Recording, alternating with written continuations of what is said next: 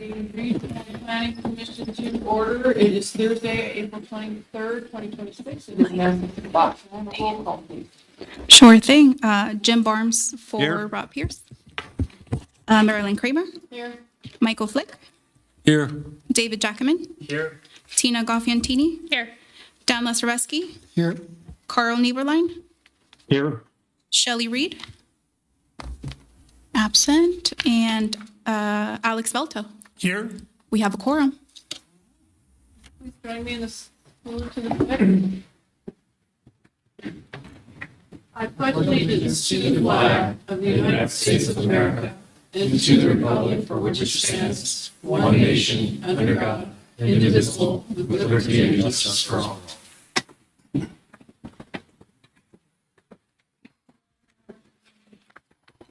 Should turn this on.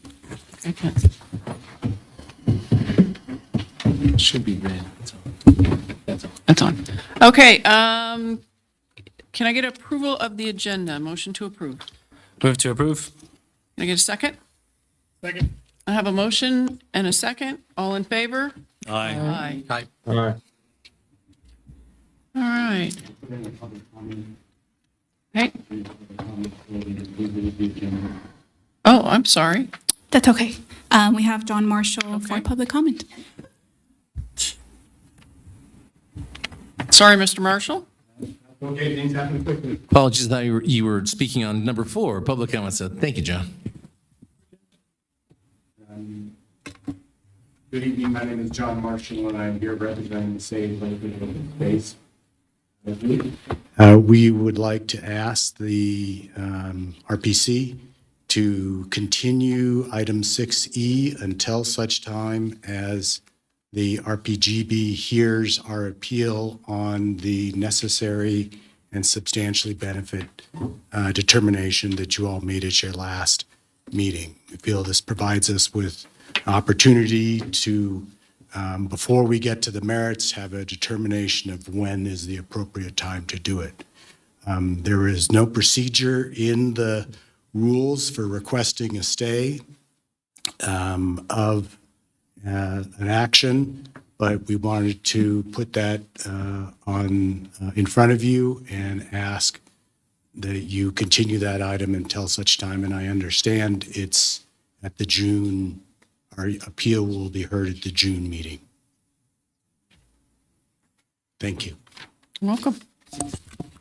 Madam Chair, Jessica Prenti for the record. If the public comment has caused anyone to want to reconsider the motion to approve the agenda, now would be the time to do so. If not, we can move forward. Okay, let's try this again. Can I get a motion to approve the agenda? Move to approve. Can I get a second? Second. All in favor? Aye. Aye. Any opposed? Motion carries. Okay. Now we're going to open it up for general public comment. This is for anything. So do I have any public comment? We do not. Okay, moving on. Can I get a motion to approve the minutes of the April 6, 2026 Regional Planning Commission meeting? Move to approve the minutes as written. Can I get a second? Second. I have a motion and a second. All in favor? Aye. Aye. Those opposed? Passes unanimously. Thank you. On to business of the day. Item 6A, Regional Conformance Plan Review, Washoe County Master Plan Amendment, Sunset Branch, CR 25-025. This is a public hearing. I need to know if there are any members of the commission that need to make disclosures at this time. Seeing none, we'll move forward. Thank you, Madam Vice Chair. This is Jeremy Smith, the record. For this item, we will have Regional Planner Shawnee Sousa. All right. Hi, everyone. Shawnee Sousa, Team RPA for the record. I'm going to be taking you through Sunset Ranch, CR 25-025.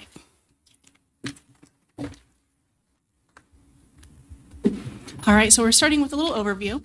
This is a request to amend the South Valley's Master Plan Land Use Map, which is within the Washoe County Master Plan. So it's a Master Plan Land Use Amendment. And this request is to change the land use designation from rural to rural residential. It is located at 5,000 Old US 395, and it's about 40 acres. And on the right, we have our regional floor map, and you can see it's shown in orange. It's to the west of Washoe Lake. And for our determination, we do recommend that this conforms with the regional plan. Here's our review criteria, which you're all familiar with. The RPC must consider these when evaluating conformance. I'm going to take you through each of these now. So, starting with population growth. As I said, this is a small increase in density, and it's going from a maximum of 1 dwelling unit per 40 acres to a maximum of 1 dwelling unit per 5 acres. So it's really going to allow for about 8 dwelling units on the parcel. However, the applicant did indicate that they really intend to do less than this. And this results, as I said, in a minimal increase to projected housing capacities for the region, which is in conformance with with the population growth section.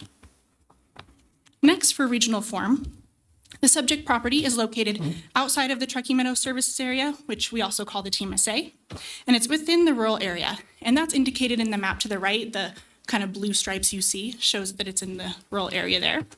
And that's limited to very low density development, and it's lowest in the priority hierarchy.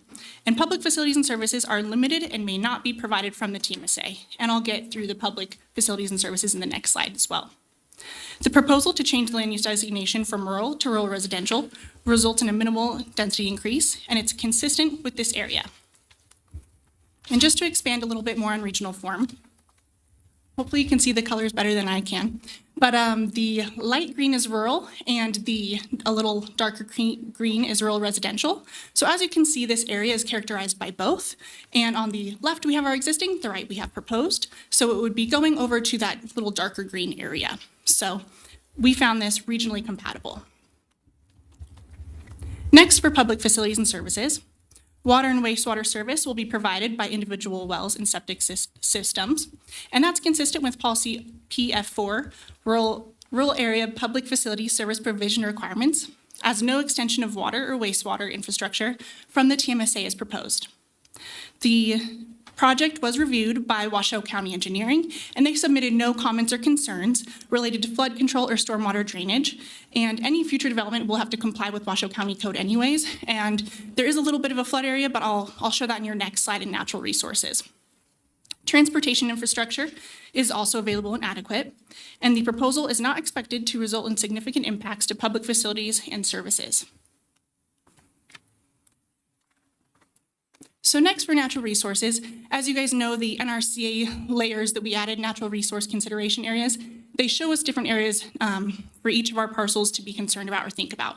So this one, it lit up for proposed or existing trails, and also had a small coverage of FEMA floodway on the site, and it's on the northeastern portion, and it was about 16%. And it also had, mule deer movement, corridors, and black bear distribution. And that's all consistent with this area. And in terms of the FEMA floodway consideration, future development would need to minimize or avoid development within the flood zone, which is anticipated by the county. And future development of the site will require site improvements for drainage, all of which will be reviewed at a later time. Right now, this is just that master plan land use designation change. So all of that will go through different coding and different reviews as well. The proposed amendment is not anticipated to result in significant impacts to natural resources for this item. Then for regional coordination, through all of our cases, we start off with that initial review memo, and that's where they get those natural resource consideration layers.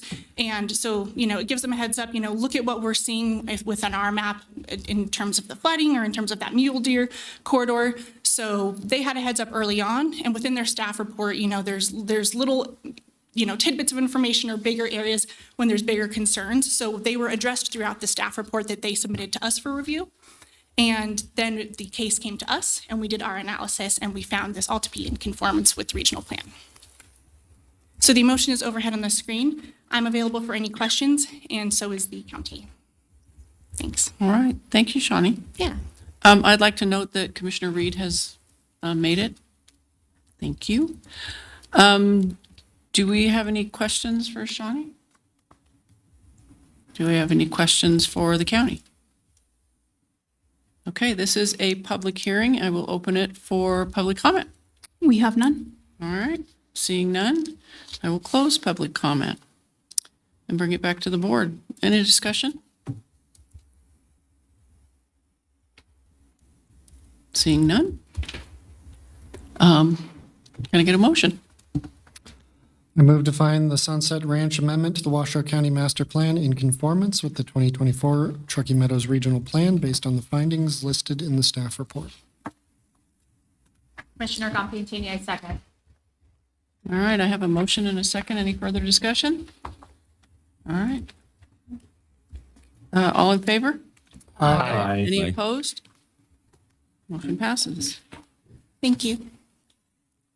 Item 6B, moving on. Does anyone on the commission have any disclosures to make at this time? Yes, Commissioner Lazareski, I am employed by NV Energy.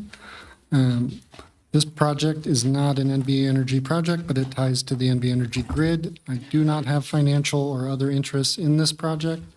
And to the extent that there is a relationship between the applicant and NV Energy, it has no influence on my consideration of this item. Thank you, Commissioner. Any other? Yes, Madam Vice Chair, my wife is employed by Tesla and owns Tesla stock. Here in the application mentions use of Tesla products. However, Tesla is not the applicant, and I can be impartial on this matter and will vote. Thank you. Thank you. Anybody else? All right, seeing none, we're going to move forward. Mr. Smith? Thank you, Madam Vice Chair. For item 6B, the Trago Grid Battery Energy Storage System item, we have Regional Planner Chris Tolley to take us through a presentation. Thank you. Good evening, Commissioners. Chris Tolley, Team RPA. This is a conformance review for a City of Reno project of regional significance, and the case number is CR 26-006. Start with the overview. As noted, the proposal is a project of regional significance, and the Reno Planning Commission approved the conditional use permit at their March 4th meeting. And finally, regional planning staff does recommend that the proposed PRS conforms with the 2024 Truckee Meadows Regional Plan. Continue with the overview and to look at the location.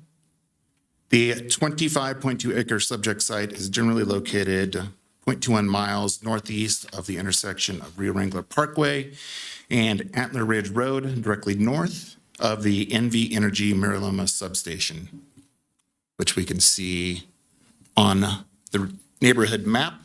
So that bottom portion of the overall set of parcels, which is noted as a subject site, is the location of the actual proposed battery energy storage system. And to that point, the overall site of the subject parcels is 60.49 acres, and that is comprised of two parcels. However, the subject site that will contain the BESS facility is, again, 25.2 acres and located on the southern portion of these parcels, as shown on the map. The subject site is located in the Tier 2 regional land designation. To continue, the proposal is a request to allow the installation of an electrical grid battery energy storage system facility adjacent to the NV Energy Mariloma substation, which continues and constitutes an expansion of the existing substation or a new substation and is therefore considered a project of regional significance. The BESS facility is expected to facilitate improvements in reliability to NV Energy's current and future customers in the area. And the proposed facility is a 200 megawatt lithium ion BESS, which is proposed to connect to the existing Mariloma substation with a 120 kilovolt transmission line, but that is interior to the existing substation as it is an expansion of it.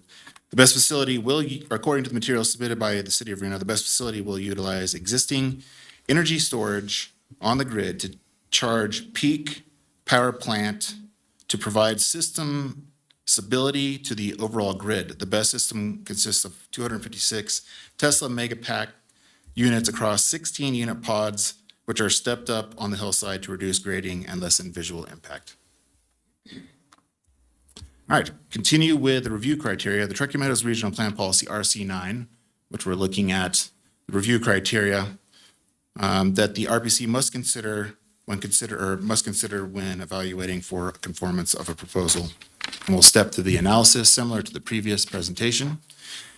In regard to population growth, the request includes no change in residential density and will not change projected housing capacities. In regards to regional form, the request includes no change in residential density and will not change projected housing capacities. As noted previously, the subject site is in the Tier 2 regional land designation. I'm a little ahead, there we go. Regards to public facilities and services, the proposed project will not require the provision of public facilities and services. And then in regards to natural resources, the proposal to install the electrical grid battery energy storage system facility adjacent to the NV Energy Mary Loma substation is not likely to impact natural resources. And then finally, Team RPA ensures that regional coordination is at the forefront of our work, and we coordinate with jurisdictional staff and other relevant entities during the performance review process. Finally, regional planning staff provided an initial review memorandum for the case and also coordinated with City of Reno staff. So with that, the proposed motion is on the screen. That does conclude my presentation. However, TMRPA staff and City of Reno staff are available for any questions. Thank you. Okay, thank you, Chris. Do we have any questions for Chris? Do we have any questions for City of Reno staff? Okay, this is a public hearing. I will open it for public comment at this time. We do have one, Michael Schaefer. Okay.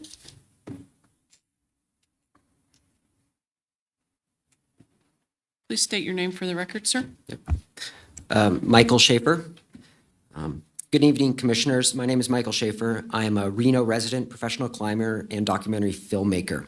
I want to speak in support of the Trago Battery Energy Storage Project and offer a somewhat unique perspective on why battery storage matters. For the past 3 years, I've served as a base camp manager on the north side of Mount Everest for a multi-million-dollar National Geographic film project. At 18,000 feet, I was responsible for the power systems, keeping a camp of 60 people safe, fed, and able to do their jobs. Solar panels, gas generators, and battery storage working together as one integrated system was key to our success. In a very real sense, I was running a small city in one of the most unforgiving environments in the world.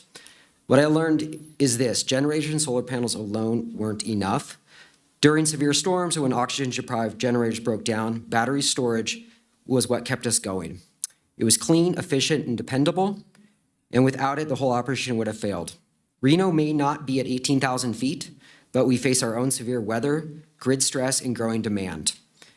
Battery storage isn't a liability, it's a critical part of infrastructure. It's what lets residents and businesses get their jobs done when conditions get hard. You as commissioners are making the same decisions I made at base camp. How do we keep the lights on reliably, cleanly, and safely as our city grows? The Trago project is the right answer to that question. I urge your support. Thank you. Thank you. Any other public comment? We have two more. Okay. Ann Nolan.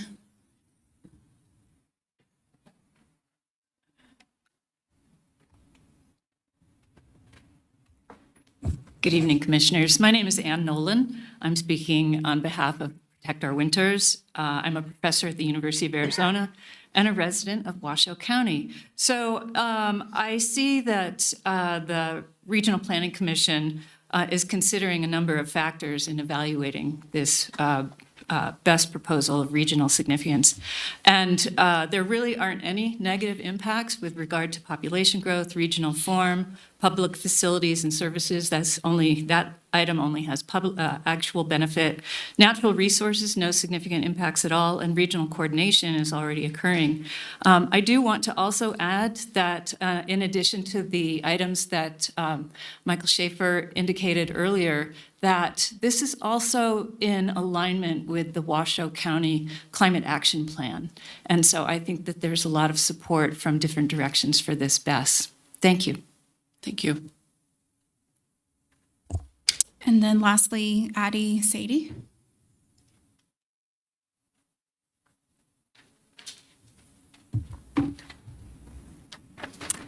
Hello, my name is Adisa Day, and I'm here on behalf of the Protect Our Winters Reno chapter. Our mission is to lead the outdoor movement for climate action. We turn passionate outdoor people into climate advocates, working together to protect a future with clean air, clean water, and a healthy planet. As a lifelong outdoor enthusiast, I've seen firsthand how climate change is affecting the places we love. Warmer temperature trends, greater catastrophic wildfire, and more strain on the land and wildlife.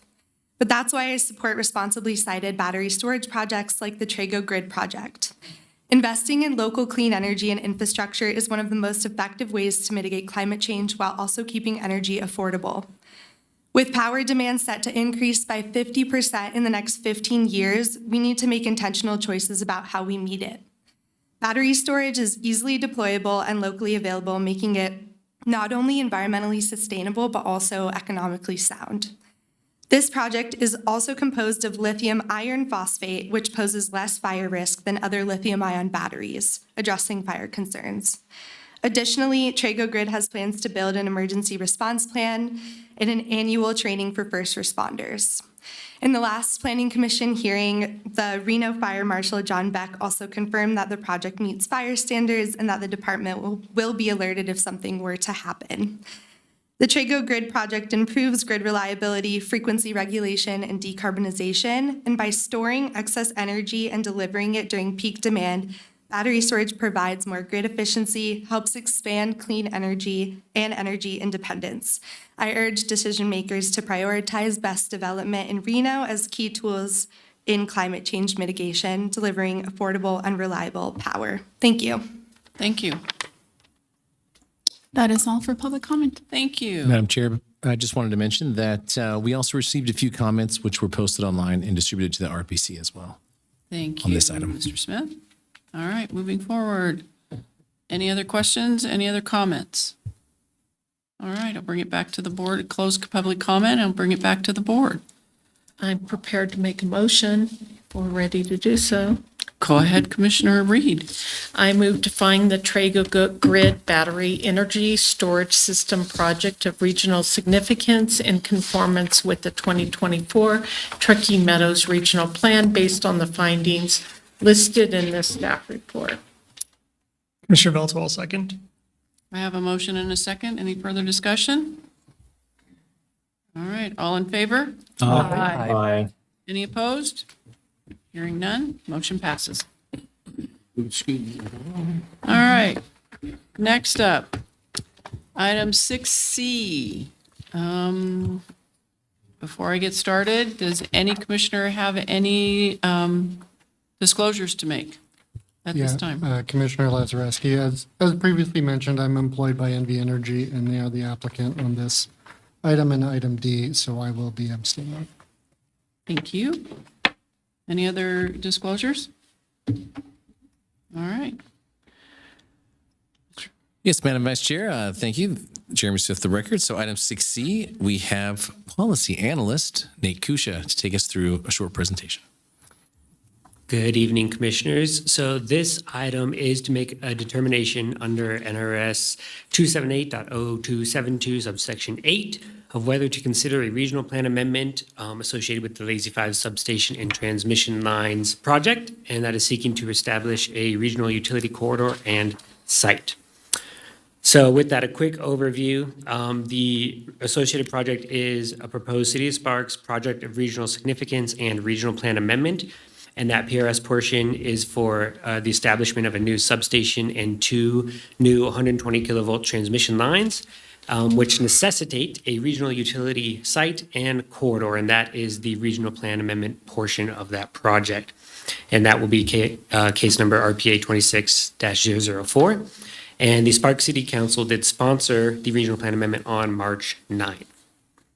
So just a little bit of context here, similar to your last meeting for the Lake Ridge item where we made a determination on that. We're asking the same thing here. So NRS 278.0272 subsection 7 provides that all requests for regional plan amendment be considered as part of the RPC's annual review of the regional plan, except as provided in that subsection 8, which allows consideration of a regional plan amendment at any time if it is necessary to the health and welfare of the community or substantially benefits the community in general. So with that, in order to respond appropriately to our land use planning processes at the local jurisdictions, the necessity of being able to consider a submitted proposal in a timely manner is essential and a benefit to the community in general. Specifically for this project, the new transmission lines and substation are needed to serve the anticipated regional growth in electrical demand. And it is noted that without these improvements, the existing infrastructure will be unable to meet future load requirements. So again, the determination on this item is not a consideration of whether to recommend the approval of that regional utility corridor and site to the governing board. That will be determined in the next agenda item if this one is approved. So an affirmative finding for this item allows the case process to move forward as designed. A negative finding, the case would be considered during the annual updates review period, which is in our September-October timeframe. So staff's recommendation is that the RPC determine that the consideration of the proposed regional plan amendment at this time is necessary to the health and welfare of the community or substantially benefits the community in general. So with that, there's a motion overhead, or we're available for any questions. Okay, do we have any questions for Nate? Okay, seeing none, this is a public hearing item. I will open it for public hearing. We have none. Okay, I will close public comment at this time. Bring it back to the board. I'll make a motion again. Go for it. I move that consideration of the proposed Lazy 5 substation and transmission lines amendment to the Truckee Meadows Regional Plan at this time is necessary to the health and welfare of the community and sustainability benefits the community in general, and that the RPC proceed with the hearing on the RPA agendized for this meeting. Commissioner Compatini, I second. Any further discussion? I have a motion and a second. Seeing none. All in favor? Aye. Any opposed? There is none. This motion passes. Let's go on to item 6D. Thank you, Madam Vice Chair. Jeremy Swift for the record. So item 6D is now the more substantive portion of the Lazy 5 substation and transmission lines conformance review case. Again, we have Nate Kusha. Good evening again, Commissioners. Nate Kusha for the record. As mentioned, this is now the regional plan amendment that we will be hearing for the Lazy 5 substation and transmission lines, along with the conformance review of the associated project of regional significance. So, overview of the project. This is a regional plan amendment and a project of regional significance, establishing a regional utility site and corridor to accommodate a new substation and 2 new 120 kilovolt electric transmission lines. So the subject parcels that the lines intersect are about 56.06 acres located at 500 Highland Ranch Parkway. And our determination is that we recommend the proposed regional plan amendment and project of regional significance conform with the 2024 Truckee Meadows Regional Plan. So some overview, on January 15th of this year, the Sparks Planning Commission did approve the transmission lines and substations. And on March 9th, the Sparks City Council sponsored the regional plan amendment for the regional utility corridor and site. The proposed project is part of the larger Lazy 5 and Lemon Valley transmission line project that NV Energy is working on to meet the region's power needs. And in association with this, these transmission lines, an existing 120 kilovolt transmission line between the Sullivan substation and the Spanish Springs substation will be removed when these lines are constructed, and that amendment will come back to us as part of our annual housekeeping updates. It may be this year, maybe in years to come, whenever the lines are constructed for this project. So as mentioned, it's a regional plan amendment and project of regional significance. That regional plan amendment is for the regional utility corridors and site, which have to be shown on map 3 of our regional plan, which requires a regional plan amendment. And then the project of regional significance, our conformance review portion, is for the any utility line carrying 60 kilovolts or more. So we have 220 kilovolt transmission lines, as well as any electric substation, are considered a project of regional significance. So for our regional plan amendment portion, policy RC 10 outlines the criteria for any regional plan amendment. We'll go through those. So the proposed amendment to establish a regional utility site and corridor to accommodate a new substation and 2 new transmission lines is not anticipated to influence or impact regional capacities, growth projections, existing or planned developments, or existing or planned public facilities and service availability. For natural resources, the proposed regional utility corridor and site are on parcels identified as Development Constraints Area, or DCA, for publicly owned open space. They are owned by the Bureau of Land Management. However, per policy NR3, utilities are exempt from the requirements identified in this policy. And other than that, the proposal is not anticipated to significantly impact natural resources. Again, the proposal is not anticipated to result in any intergovernmental impacts and supports the vision, goals, and policies of the regional plan. And for our health and welfare of the community, the amendment is to the benefit of the health and welfare of the community, as the new transmission lines and substation are needed to serve the anticipated regional growth in electrical demand. And as mentioned, without these improvements, the existing infrastructure will be unable to meet future load requirements.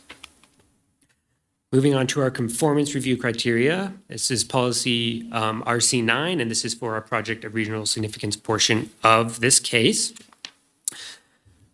So the proposal to construct a new substation and 2 transmission lines is not anticipated to affect population growth, nor will it require or impact existing public facilities and services.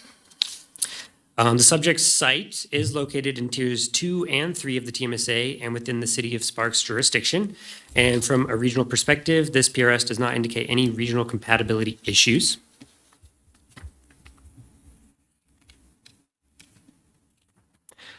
As mentioned, the subject parcels are owned by the Bureau of Land Management. However, per policy NR3, utilities are exempt from the requirements identified in this policy, and it is not anticipated to significantly impact natural resources. And finally, for regional coordination, we coordinate all through the development review process with our partners on any project. And as previously mentioned, the transmission lines and substation are needed to serve the anticipated regional growth in electrical demand in our region.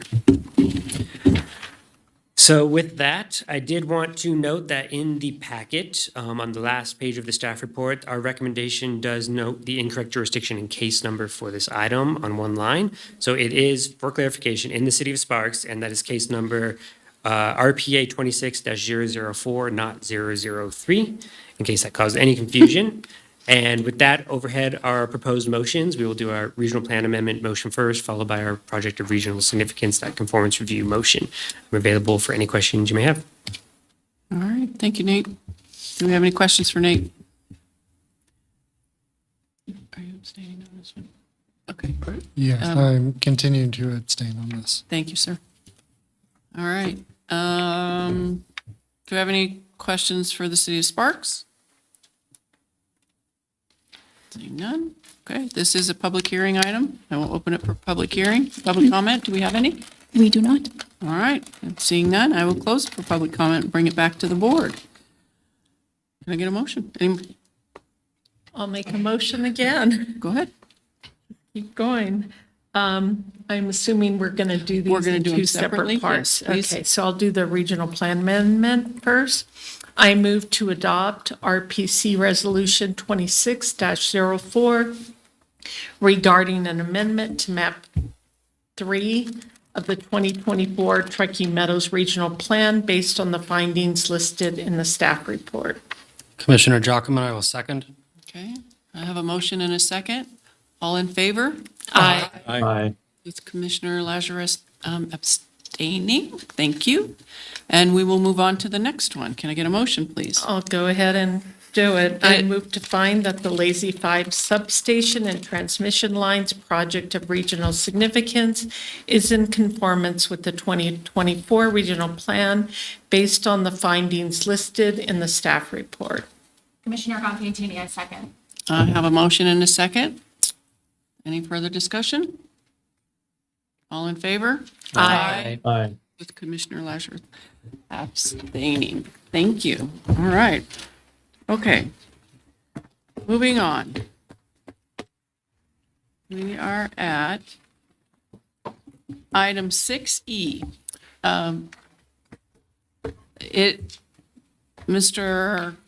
After let me just go through the order of how we're going to do this one. We're going to hear from Chris first. Then we are going to hear from Mr. Marshall. And City Arena first? Yeah, we'll do Chris. Okay, so let me back that up. We're going to hear from Chris first, City of Reno second. I'm sorry. Then we'll hear from Wood Rogers, and then we'll hear from Mr. Marshall. Okay, do we all understand the process? I am now understanding the process as well. And then we will have Mr. Marshall during the public comment. And Mr. Marshall, you will have 10 minutes during public comment, okay? All right. Thank you, Madam Vice Chair. This is Jeremy Smith, the record. I just want to point out before Chris starts on the item that we're made aware of a sequence issue in an old format for our resolutions. And so we have updated the resolution for the first part of item 6E that was found in your packet on pages 81 and 82 as bait stamped. Those have been placed at your location, and also several copies are available up by the packets up the top of the room there.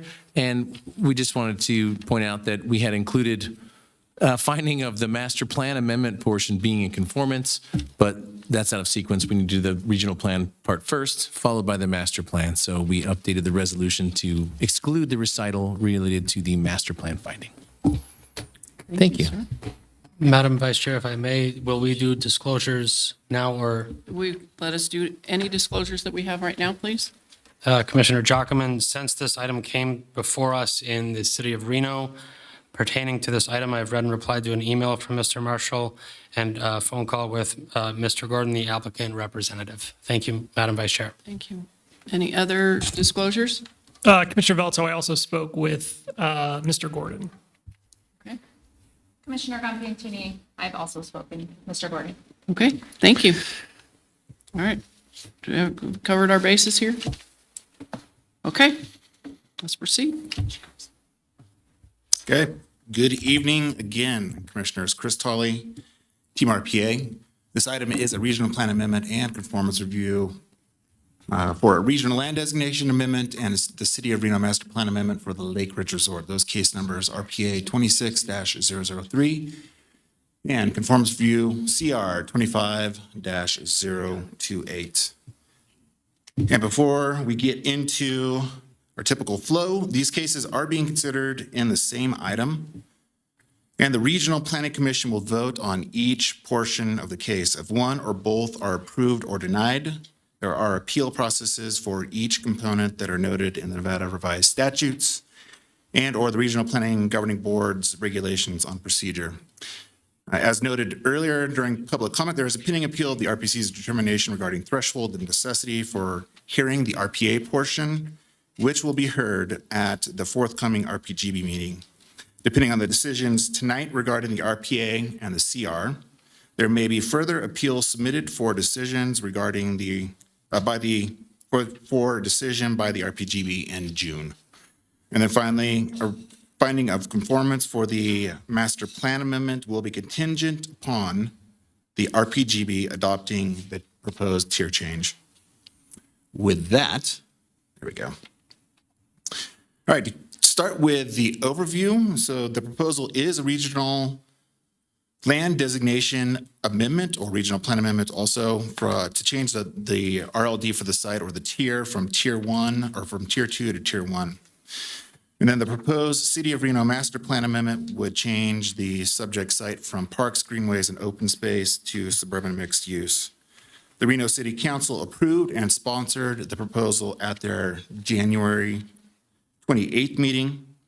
And then regional planning staff is recommending that the RPC adopt resolution 26-03, as Jeremy identified, that has been updated, and find the proposed master plan amendment conforms with the 2024 Truckee Meadows Regional Plan.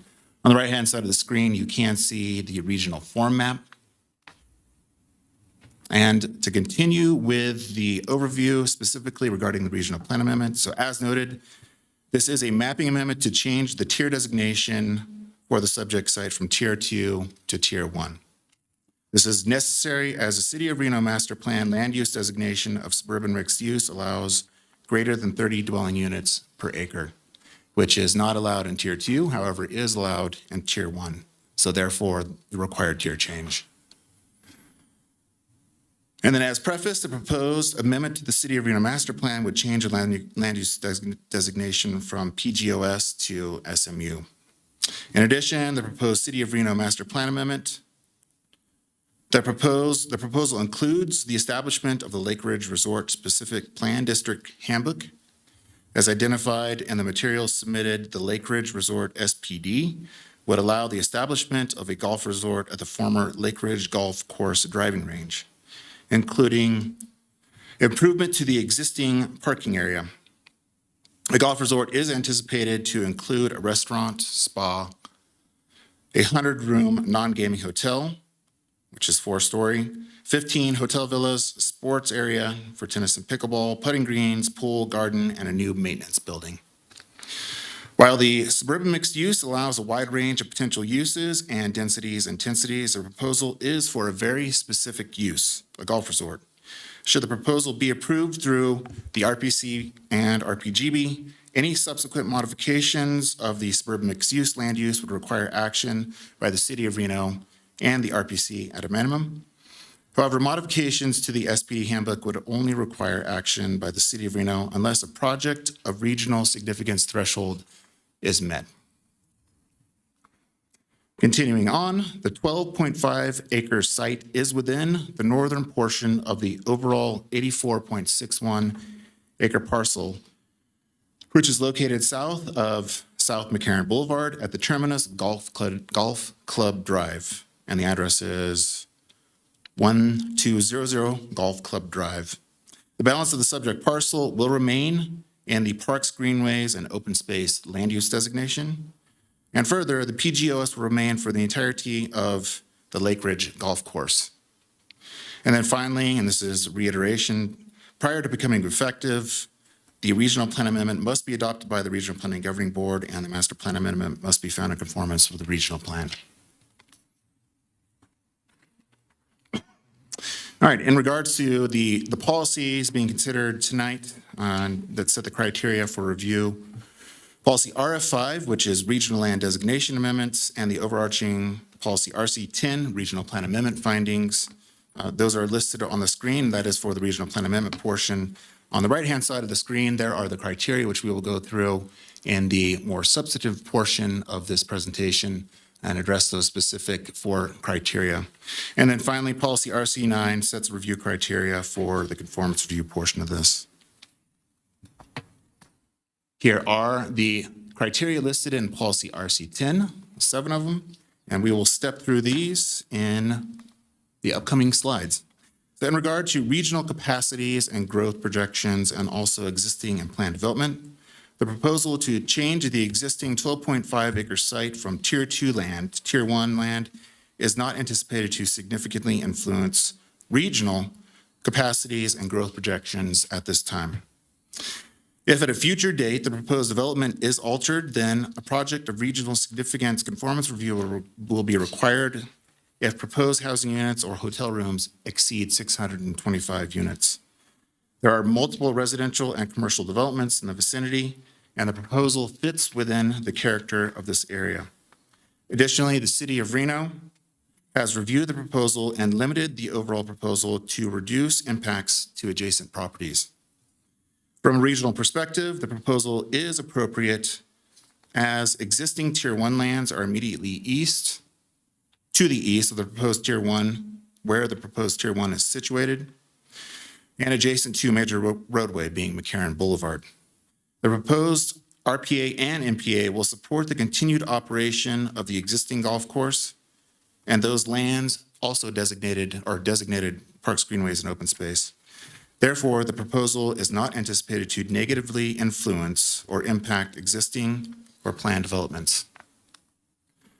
In regard to existing and planned public facility and service availability, timing, adequacy, and fiscal impacts, as part of the submittal, City of Reno provided analysis contained in their staff report that indicated the public facilities and services required to serve the proposal are available and adequate or planned for within a 10-year timeframe, and that is as required by Regional Plan Policy PF1, which is the list of facility and service standards. Regional planning staff does not anticipate any negative fiscal impacts from the proposal.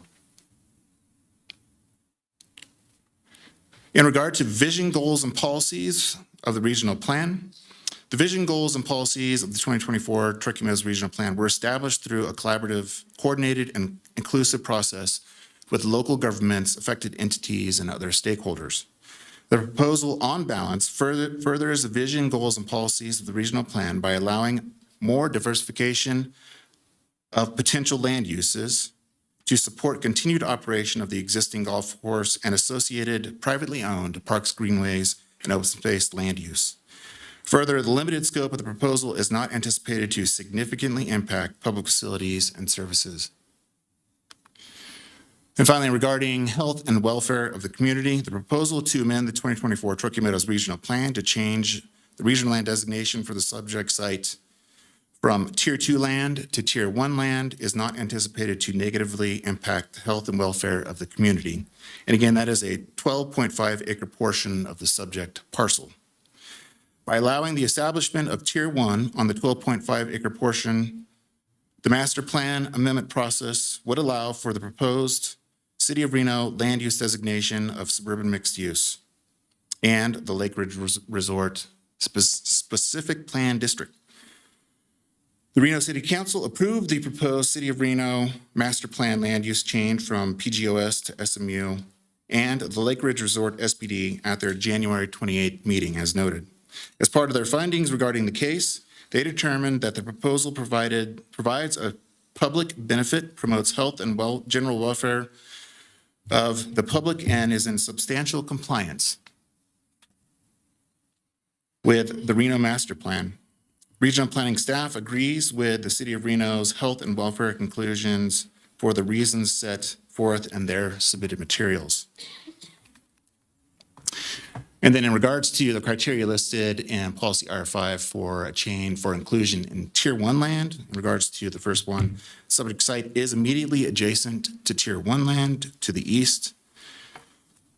In regards to B, the request allows the enhanced land use diversity and neighborhood amenities while preserving the existing golf course operation. In regards to C, any development on the subject site will require the appropriate access, roads, and sidewalk as determined during the City of Reno building permit review process.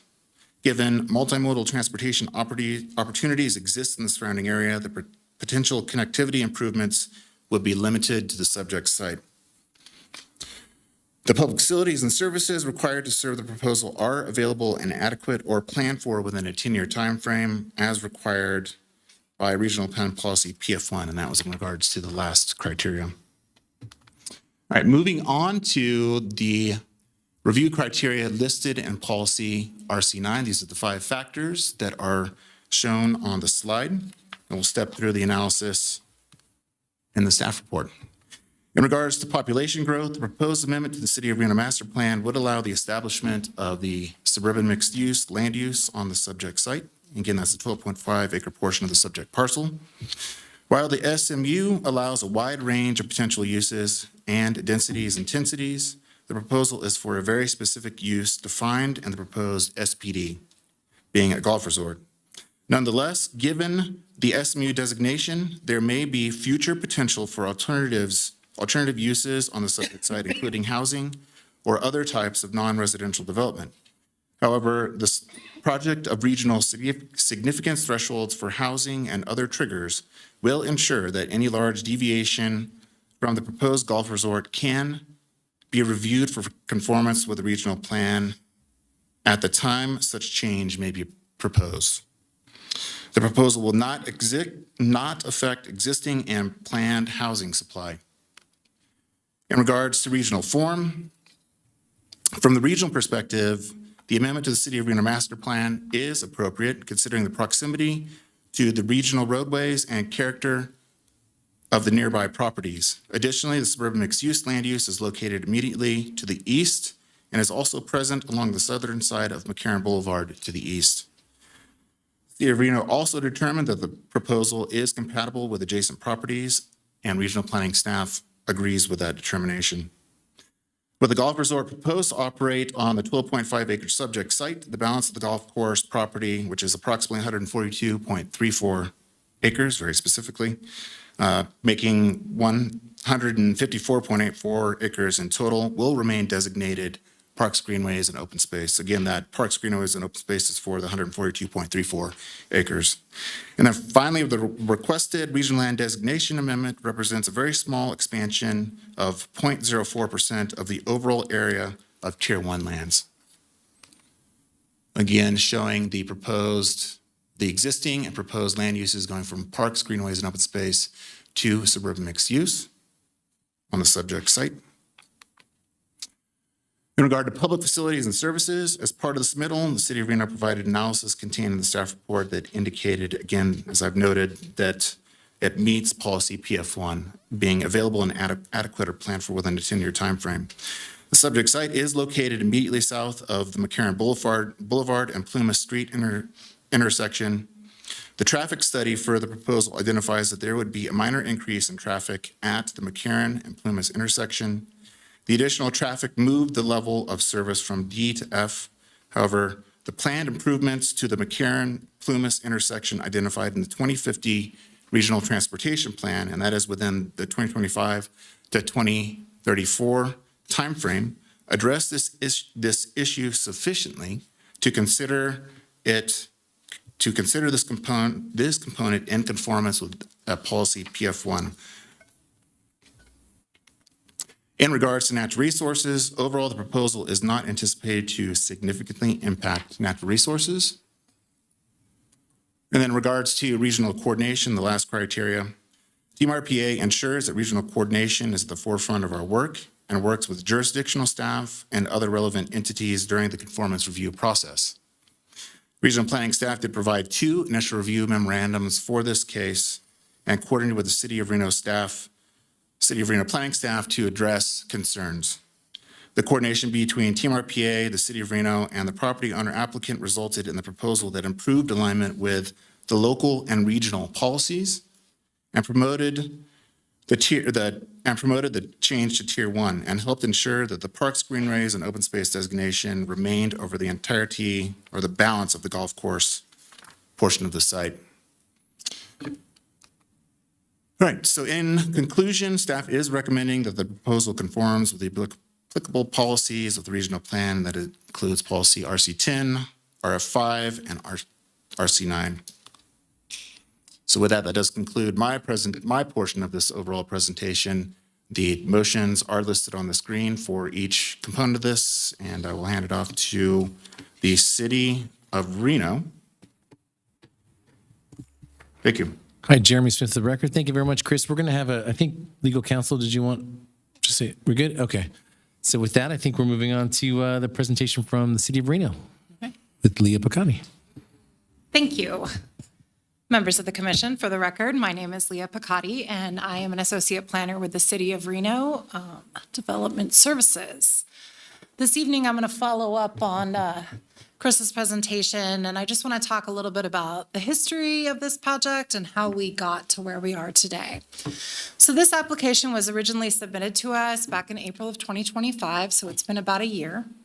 The application was originally submitted as a specific plan district, and in the review of that, there were several modifications that were made to that application, including that the original SPD encompassed the entire golf course with the intent of developing this 12.5 acre site, but preserving the rest of that golf course as a golf course in perpetuity under that SPD zoning.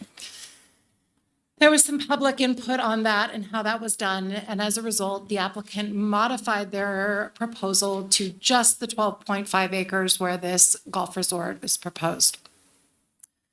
The 2 things that the city looked at here was the master plan amendment from Parks, Greenways, and Open Space to suburban mixed use, and the zoning map amendment from the Parks, Greenways, and Open Space to a specific plan district.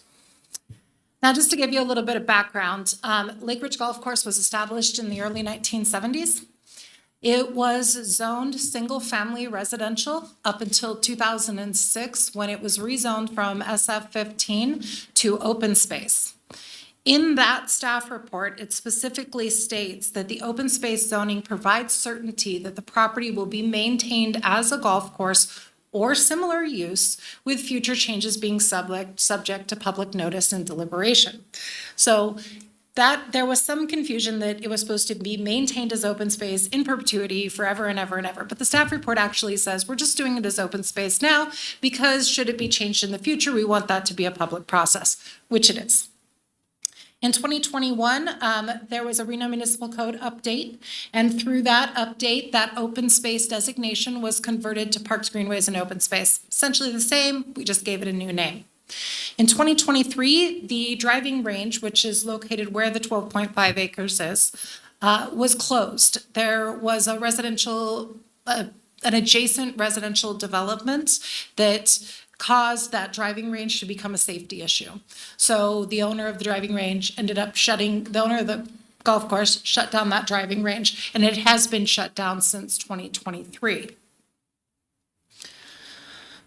So this was submitted about a year ago. Staff worked with the applicant. We looked at all of the community feedback. The applicant held several community meetings to discuss what the community wanted to see here and what we could do. This is the site design, generally the site design that was approved. And everything that you see here was done to mitigate that impact on the residential developments. The building has been moved, orientation has been changed, setbacks, landscaping, all kinds of other stuff. So what we've created here is a specific plan district that is very, very, very specific to these uses only. So while we do have a base zoning of mixed use suburban, which requires that land use designation of suburban mixed use, which is why we're here today. This is not what we would typically see in a mixed use suburban zone. It's just that that's the base to allow all of these uses. Not to get into the weeds about uses, but really the three in red are the only uses that are being allowed under this SPD that were not previously allowed under the golf course. And there were other uses allowed under that have been precluded from this, like stadium lighting and zero setback pickleball courts and things like that.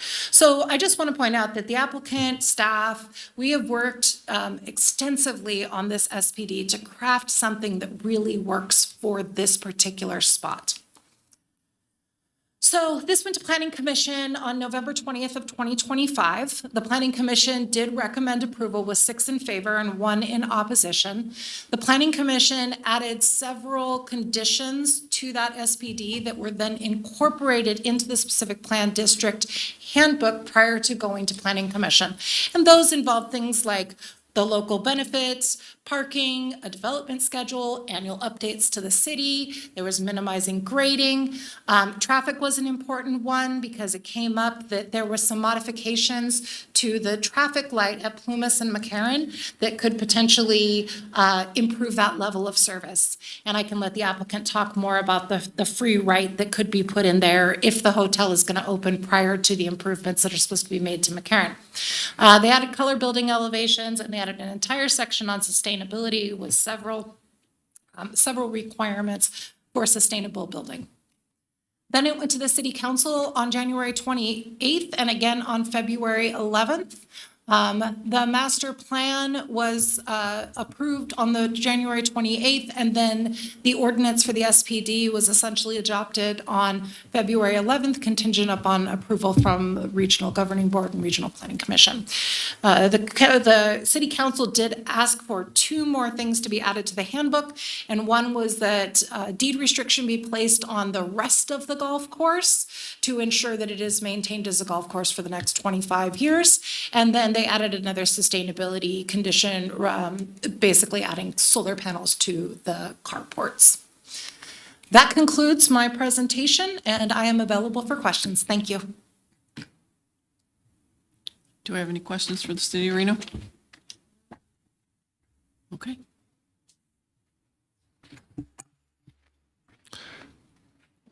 Madam Vice Chair, next up we have Stacy Huggins from Woodard Rogers, who is representing Duncan Golf, the applicant's interested party.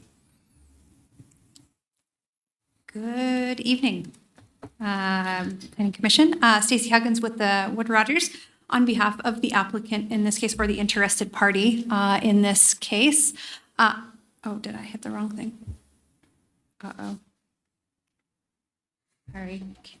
Give me a second. I think it's an error on our end. Okay. While she's trying to pull that back up. I think that's too far. Several slides too far. There we go.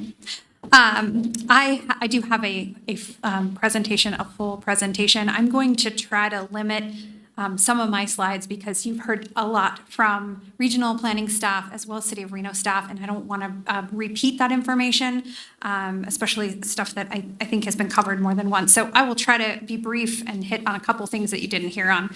As City of Reno staff mentioned, the driving range is no longer usable for its intended original purpose. The developer is seeking this change to facilitate development of a golf resort that complements the existing golf course. The MPA, the Master Plan Amendment, allows this golf course to expand its offerings by providing enhanced commercial and recreational opportunities, similar to those in nearby communities such as Edgewood, and these are the examples you see on the screen here, Nakoma, and the recently approved and opened Gray's Crossing up in Truckee. Just to jump forward through those.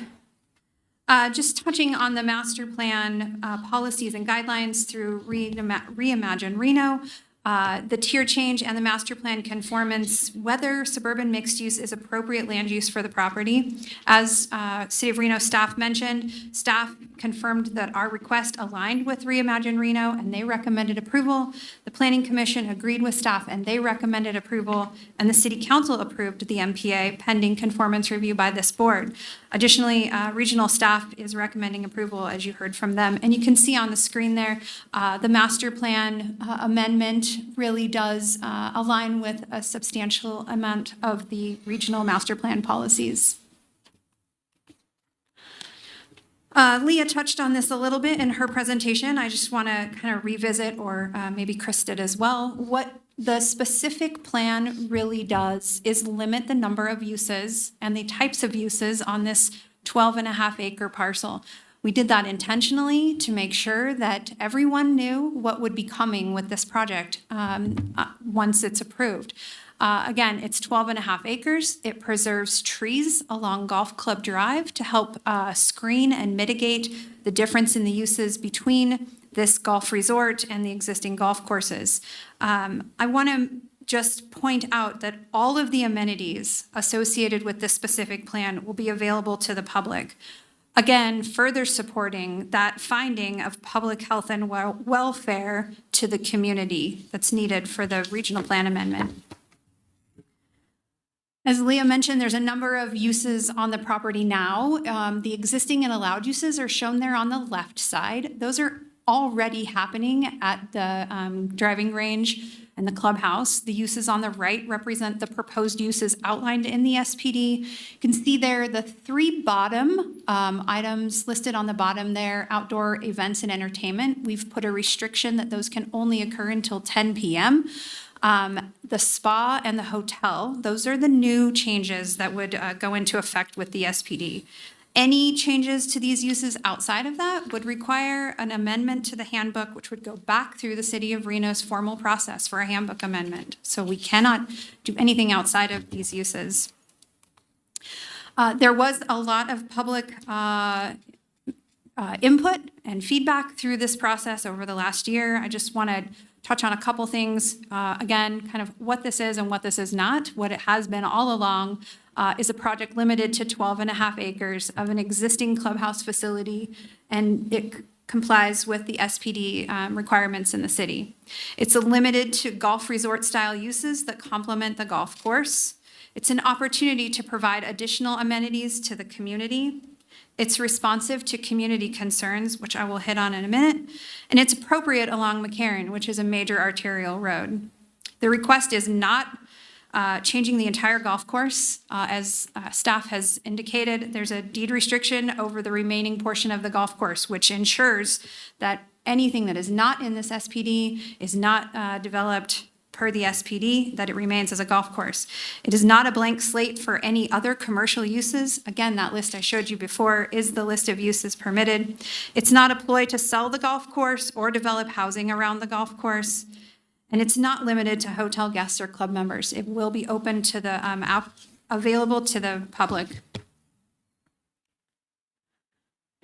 This is a list of some of the community input we received through the process. Again, I won't go over all of these. I do want to just mention kind of the last piece, the last one there is the loss of the remaining golf course and the deed restriction. That was something that the owner agreed to do to ensure the community and help the residents that live around the golf course feel confident in this project going forward. Finally, in addition to some of the community concerns, there was a number of concerns and comments that we heard when we went to the Reno Planning Commission. You can see those there on the board again, and I think Leah had talked about those. There were some changes to the development schedule that was in the specific plan handbook. We've modified that. We've agreed to provide an annual update to the planning staff so that they know that we're making progress, that this isn't just sitting, waiting for effort to be put on it.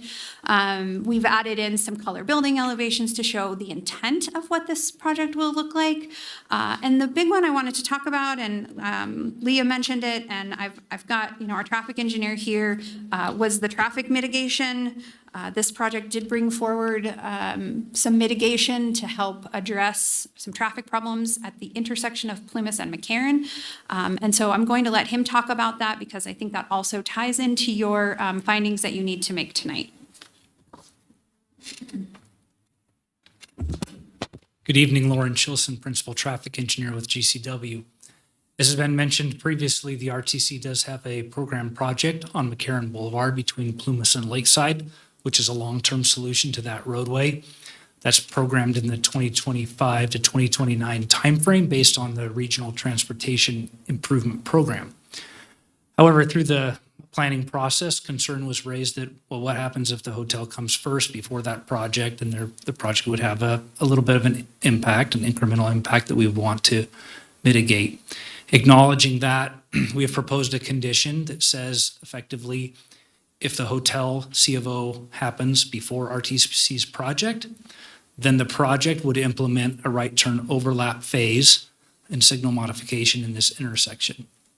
What that is the northbound right turn would receive a green arrow while the opposing left turn has a green arrow such that it increases the capacity of that northbound right turn movement, which is the movement that is highest from that leg and has the highest contribution by the project on that leg.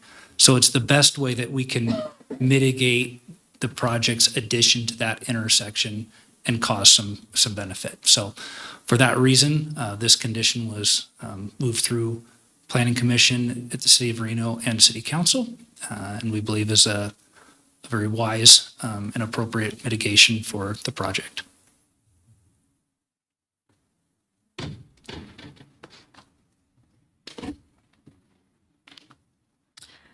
So based on the information presented to you tonight, we believe that the tier change and the master plan conformance can be made and that you have been provided with information to help you make those decisions. Our team is here and available for any questions that you may have.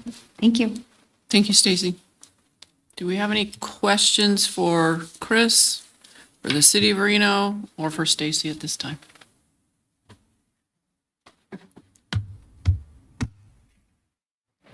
We don't. Well, I do. What's that? Don't go anywhere. So I'm not sure who gets to answer this. What happens after 25 years of the deed restriction on the golf course? Question. Up for grabs. I don't care who answers it, but I need to know what happens after 25 years when that deed restriction is no longer in place. Does it just go away? What happens to it? Okay, it looks like we have somebody else coming up to answer my question.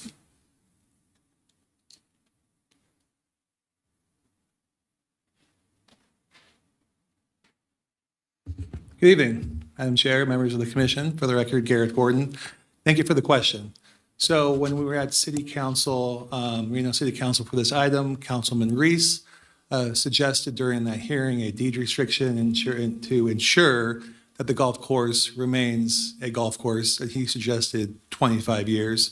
We took a recess, huddled, came back and agreed to it on the record. To answer your question, after 25 years, the deed restriction would expire and there'd no longer be a deed restriction on the property. So it could possibly be sold at any particular point in time, is that correct? I mean, it could be not a golf course anymore. For the record, that's, I mean, hypothetically correct. Right. But I would say, I mean, this is likely a $100 million project in order to build a resort for a golf course, right? Understood. And so I would argue that, yeah, after 25 years, the golf course could be changed to a different use. However, we would have to go through a long, extensive public process of neighborhood meeting, NAB meeting, Reno Planning Commission, Reno City Council, who I would suggest might have a little heartburn over rezoning a golf course. I know our City of Sparks friends on this board are going through that same issue right now, and then eventually to this board. And so I would say legally the deed restriction expires, but politically, the deed restriction probably is there in perpetuity because I don't see anyone changing that zoning at any point in the future. Thank you. That's the answer I was looking for. Appreciate that. Just wanted to have that on the record that it has to go through the entire process again. Yes, sir. Yes, I'm Commissioner Flick. So why did we go from in perpetuity to 25 years? I believe that's because what City Council wanted to do. And that was at the direction of Okay, council. and we still, and we're considering going to tier 1 for the whole property, including the golf course itself? No, just that What one, is that? there's that 12.5 acres of land. Yeah, that's just it? That's it. All right, and none of, and during construction or anything, the golf course will be in full use? Yes. I mean, it's, who wants to answer that one? During the construction period, will the golf course still be in use? Chairman Smith, for the record. Absolutely, that's the intent, to keep the golf course open. I mean, for one hole may have to be closed for staging or for construction, but yeah, it's a golf course. You want to make sure we keep it open. Any further questions? Madam Council? Madam Chair, thank you. Jessica Prenti for the record. I just wanted to point out that the deed restriction is to the golf course area that is not part of the subject site before this body today. That remains under the Parks, Greenways, and Open Space Master Plan designation. That remains Tier 2 land. Thank you. All right, anything else? All right, this is a public hearing. We are going to open it for public comment. Mr. Marshall, you're up first. And you have 10 minutes, sir.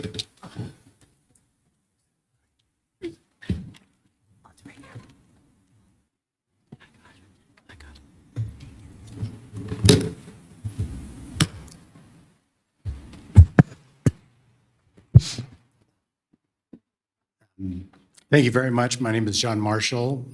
Obviously, we've spoken about a number of issues regarding this project. I'm actually going to speak for 6 minutes, and then Paul Liparelli is going to address the deed restriction. So we're going to tag team you here. Okay, perfect. Okay, so there are really two main issues that I want to talk to you about.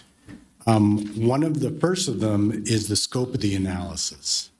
And we heard some little bit of different language out of staff at this hearing that we saw in the staff report about whether or not you are able to limit your consideration to just what the SPD handbook allows on the site, as opposed to what is allowed by the land use designation, the SMU, that's what's before you, not the SPD, which is recognized as zoning. So zoning does not come to you.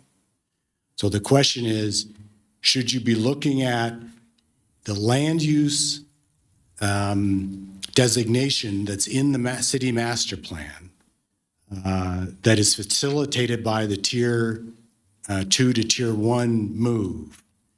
And in order to get all that stuff that you've been hearing about in, you guys have to basically circumscribe your analysis, which we think is inappropriate. You need to be looking at what does the SMU allow, not what the SPD allows.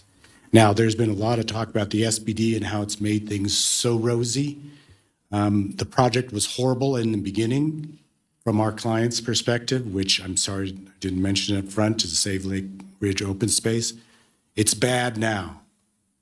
So just because there's been some movement from a horrible project doesn't mean that you should not look at what are those conformance issues that we're talking about. So the first issue that I wanted to just talk about was this notion that somehow projects of regional significance will save you from looking at just the SMU.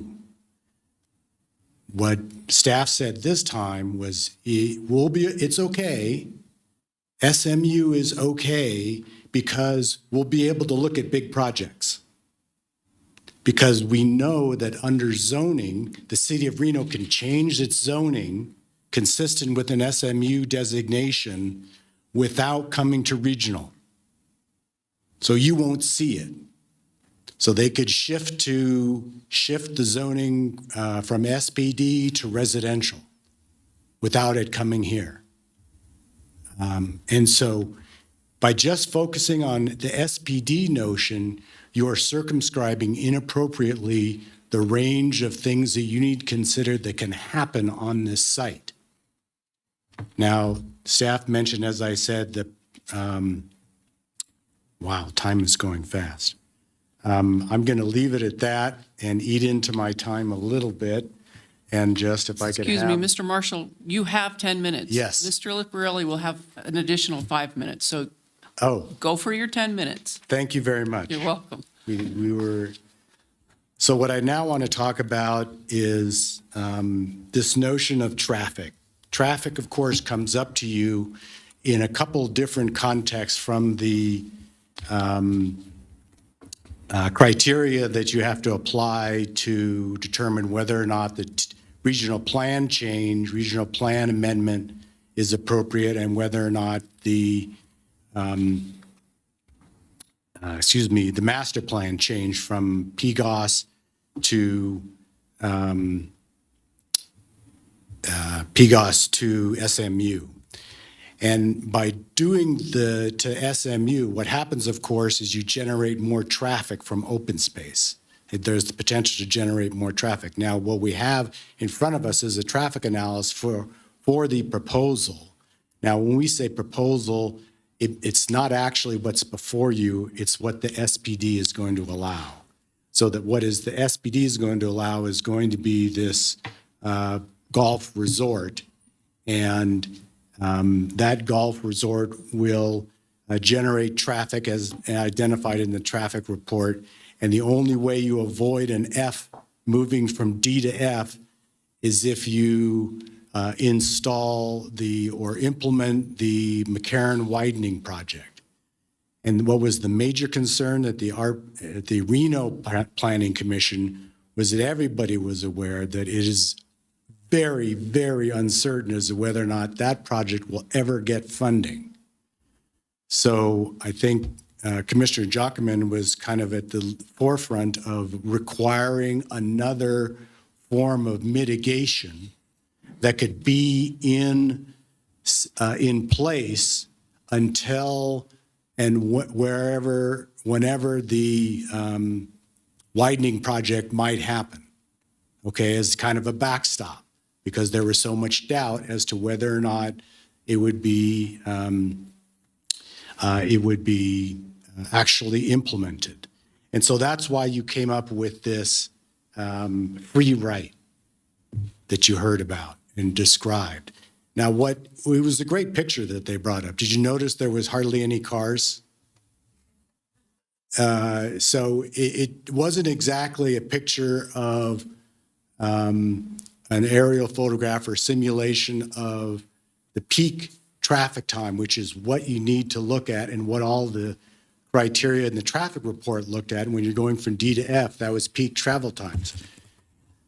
This here is our attempt at just being illustrative of what the actual experience of the clients are, the people who live in the neighborhood, is when they come out in the morning, it's actually backed up in various directions. This is, here's McCarran running eastwards, and this is running north, and the free right is turning right. The free right only turns on when the left-hand turn from McCarran comes into Plumas. And so the only time you actually get a free right is that limited time as to when there's a left-hand turn green. Now, in the peak hours, of course, that right-hand free right torques you on to or puts you onto eastbound McCarran, which of course is backed up from Lakeside. So you don't actually get the free flow of traffic that you would have seen if it had been modeled on an actual peak hour, and particularly morning rush is when the F conditions would arise here. So the extra mitigation that they presented at the last minute at the Planning Commission doesn't actually function to decrease traffic to less than F. So we believe that even with this measure, you still have a traffic analysis problem that you're getting to F with this project. And so that's all I want to say about the traffic issue, unless there's any questions. I know it's a lot of phasing and et cetera, but I'm just trying to make it as simple as possible. This right here is where the traffic comes out from the Golf Course Drive. And of course, the traffic backs up on northbound Plumas. And so you can actually, it's very difficult for traffic during peak times to actually get over to the right-hand only lane for the free right. So we don't think any of this was actually analyzed to be able to conclude that there's going to be free traffic movement to mimic what would be gained by an expansion. The last thing I want to talk about is the natural resources bit and the loss of open space. And this will set up Mr. Liparelli's comments, is that staff recognized in, I think, 2008, the express value of open space and this particular open space. And to say that there's no value lost when the open space is lost, we believe is incompatible with the record in front of you. So with that, I will sit down or answer any questions you might have. And it's Mr. Liparelli's turn. Thank you, Mr. Marshall. Mr. Liparelli, good to see you, Paul. Good evening, Madam Chair, Commissioners. I have an engagement with Save Lake Ridge, as does Mr. Marshall, so we're coming from a couple different perspectives, because I was engaged to work with the applicant prior to the City of Reno approval to see if we could do some things to protect the golf course. I have many years of Planning Commission experience. In fact, one of my first assignments in the DA's office was counsel to regional planning. So like Mr. Barnes, I once sat in Ms. Prunty's chair, and I know the work you do is important, and I appreciate your service. The deed restriction was integral to the City of Reno's ability to make the findings for approval under their own master plan. In fact, the first motion that was made when this project was considered was a motion for denial, which failed. The mayor turned to Councilman Reese, who kind of rescued the project, and he said he was having a hard time making the findings relating to open space because we're talking about 12 and a half acres of open space being developed in an intense fashion, and 12.5 acres of open space is equal to Manzanita Park, which is about 1.5 miles from the golf course. So this is a significant chunk loss of open space, and Councilman Reese said, I can't get to the findings with regard to the open space and the loss of the trees, but if you put a deed restriction in place that guaranteed the golf course couldn't be developed, then I could make the findings. So a recess was taken, the applicant went out and came back and said, we'll agree to a deed restriction, 25 years, and they put that, the Councilman Reese put it in the motion and it was approved. The trouble is, the deed restriction doesn't provide for any enforcement. And we know what enforceable deed restrictions look like because in 2022, Duncan Golf recorded a deed restriction in settlement of its lawsuit with the Hilltop condo project. And in the deed restriction from 2022, the toll, I think it's toll, is given the express right to enforce the promises in the deed restriction. The Duncan Golf deed restriction is from Duncan Golf to Duncan Golf. No one can enforce it except Duncan Golf.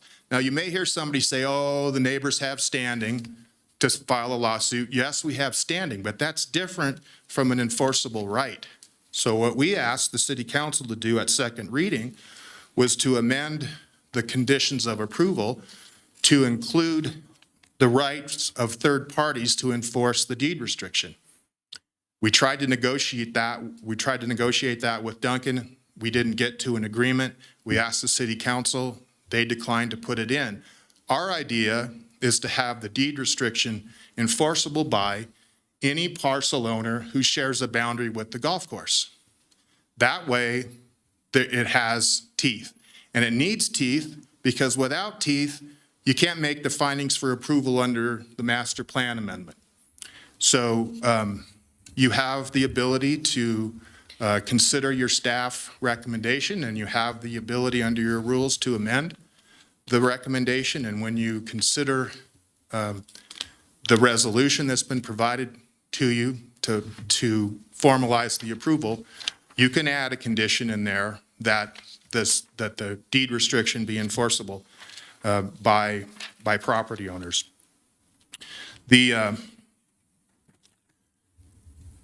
deed restriction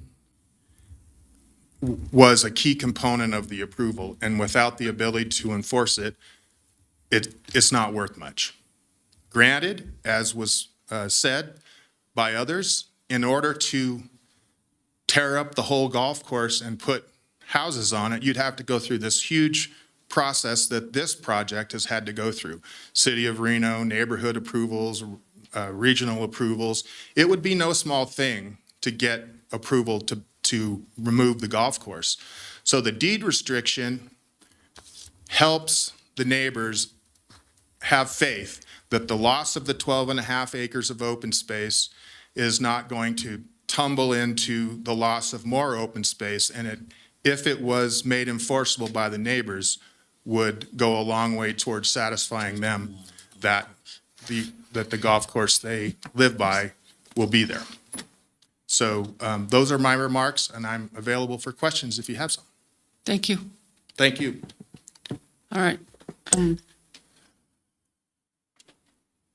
Now we will open it for public comment. Up next, Teresa Morton.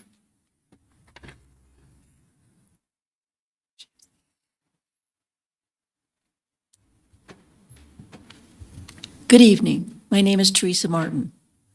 For the record, I oppose the approval of the Lake Ridge Resort application submitted by the City of Reno to convert 12.5 acres of Tier 2 designated open space to Tier 1 and the Master Plan Amendment. The analysis presented in the regional staff's conformance review evaluation is flawed and fails to meet various standards for the regional plan amendment and conformance review. The following RC10 regional plan amendment findings lack adequate evidence of compliance. Number 3, existing and planned public facility and service availability. Number 4, natural resources. Number 6, vision, goals, and policies of the regional plan. Number 7, health and welfare of the community. This project will negatively impact existing developments. The increased use of a sole ingress, egress road for this project is also used by residents and will increase safety concerns and accidents, and it will deteriorate the quality of the road. Increased light and noise pollution in currently dark and quiet neighborhoods will negatively impact the quality of life of the established neighbors that surround the project. Also, many of the project amenities are actually not realistically open to the general public. If you already live there, you don't need a hotel room. The regional master plan emphasizes the importance of preserving the natural environment. The regional master plan notes that reducing the amount of land used for new development not only preserves more land in its natural state longer, but also encourages alternative transportation methods, which helps achieve better air quality. In contrast, the hotel resort project does not prioritize conservation or preservation of the natural environment. In fact, it removes over 100 mature trees, disrupts plant and wildlife habitats, replaces range grass with asphalt and cement, thereby increasing Reno's urban heat island. This project is in conflict with the master plan goals and policies, NR 5, NR 8, NR 12, and NR 13, and it is not compatible with the residential properties that surround it. Therefore, it is not a substantial benefit to the community in general. I urge you to vote no on the master plan amendment and the amendment to the regional land designation from Tier 2 to Tier 1. Thank you. Thank you. Cindy Chandler.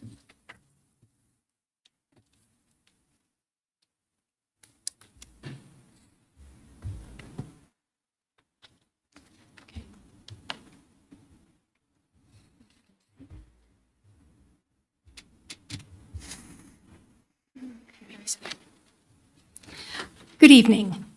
For the record, I oppose the master plan amendment and the Excuse me, amendment to regional Can you state your plan. name, ma'am? I'm sorry? Please state your name. Oh, Cindy Chandler, I'm sorry. Thank you. Do you want me to start again? Yes. Okay.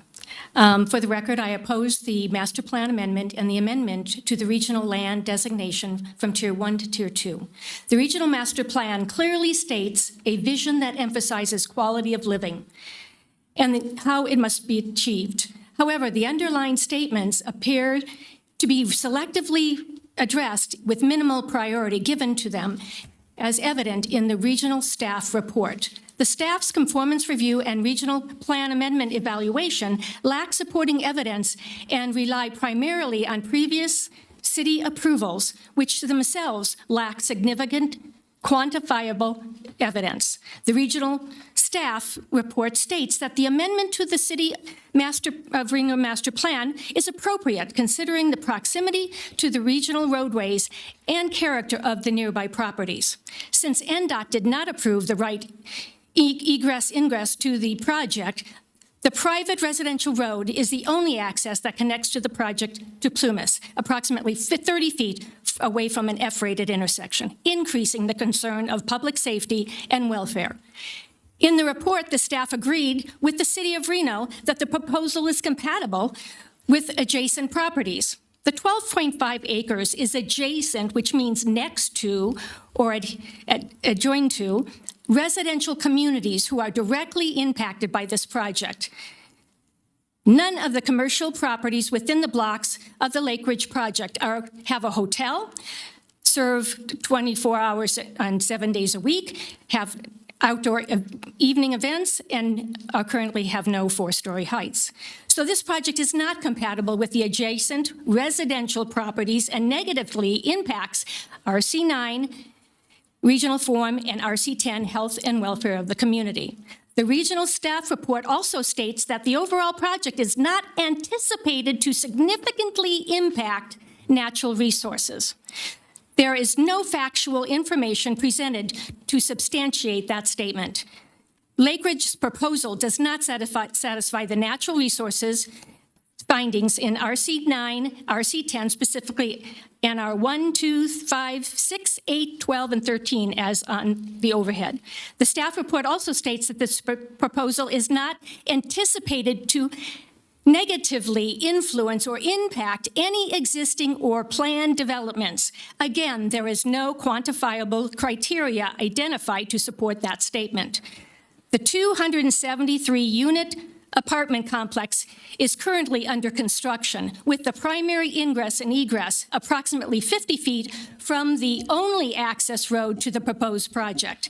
The close proximity of these two ingress and egress on a single one-direction lane road will negatively impact the traffic and the quality of life of the adjacent residents and community in general. Therefore, the Lake Ridge project does not meet the numerous regional plan amendment and conformance review findings of RC 9 and RC 10. I hope you will do the right thing and vote no on both amendments. Thank you. Paul Smith.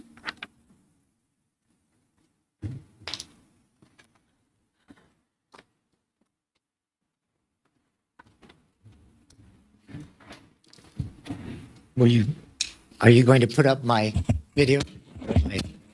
Please state your Overhead. name for the record, sir. Paul Smith. And there's an overhead that they took a picture of. I thought they were going to put it up. Otherwise, I'll put it down here. Yeah, you can put it down on the side, please. Thank you.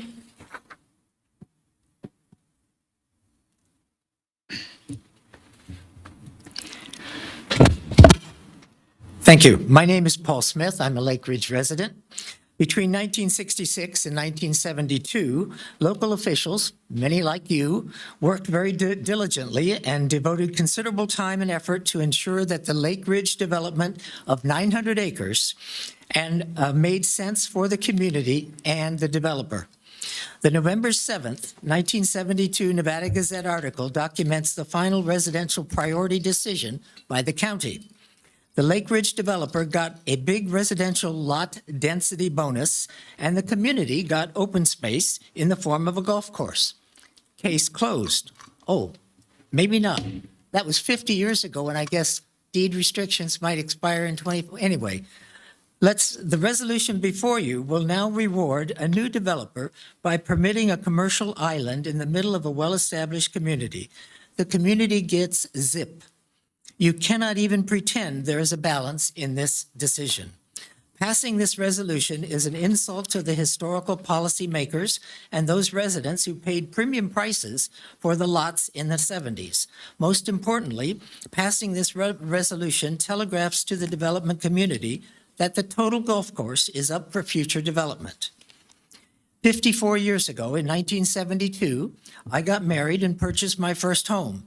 50 years is a normal personal planning time horizon.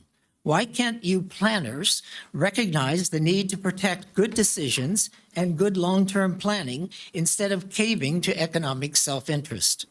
Approval of this hotel villa complex in a well-established residential community demonstrates a total lack of respect for commitments made by previous city and county governments to the residents.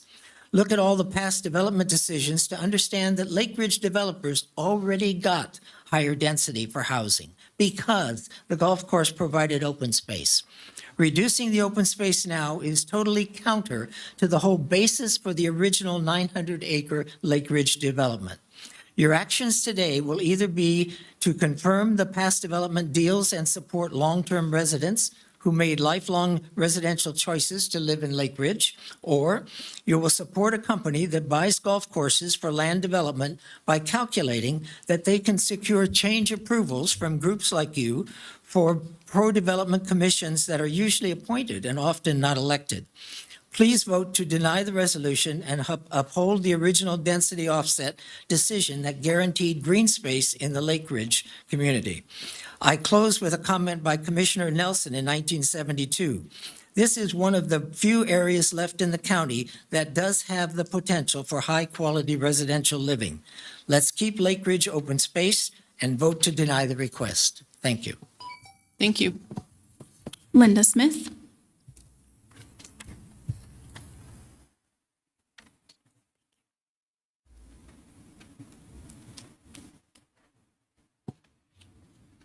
Good evening, Commissioners. My name is Linda Smith, and I am also asking you to vote no against RPC Resolution 26-03. Reno has the dubious distinction of being the city with the highest rise in average urban temperatures in the entire United States. This is because the city is being overbuilt.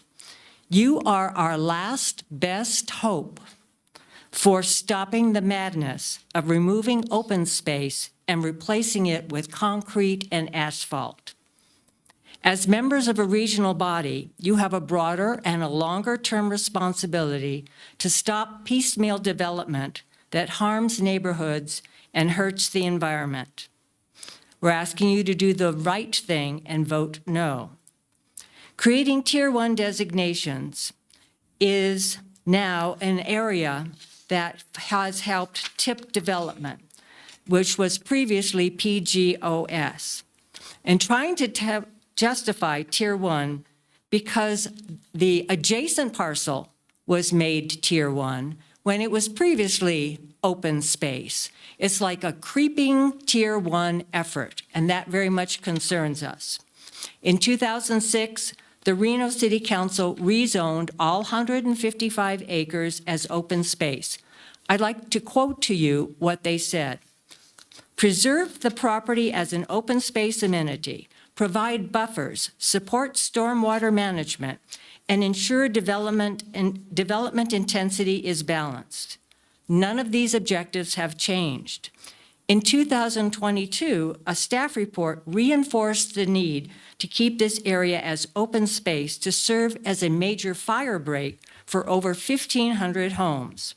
So if this commission ignores the work that your predecessors did and the plans that were put in place, then I'm asking you, what good is planning and what good are planning commissions? The PGOS rezoning was right back then, and it still is today. Finally, I'd like to say that Mr. Duncan can do everything that he wants to except build a hotel. And we have plenty of hotels in this city. So when the city upzones land and the Regional Planning Commission accepts that, you're handing this property owner millions of dollars at the expense of the rest of the neighborhood. This amounts to an illegal taking, and it is grounds for legal action by every property owner that touches on or benefits from the open space called Lake Ridge Golf Course. Thank you. Thank you. And lastly, online, Don McCann.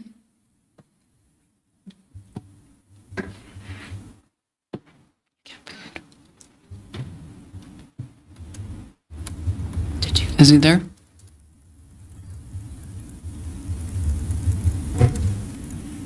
One moment, Don, we're getting you on. Okay.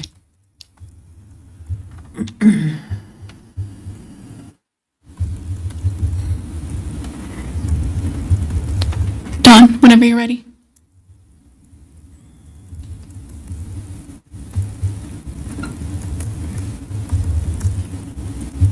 Can you hear me now? Yes, we can. Thank you, sir. My name is Donald McCann. I am the Hilltop HOA president, and I'm against the planning change to the master plan. There's a lot of issues, and I've heard some very pointed discussion on all of this development. But there's some key things that I feel, and the homeowners that live right on Golf Club Drive, that have been missed.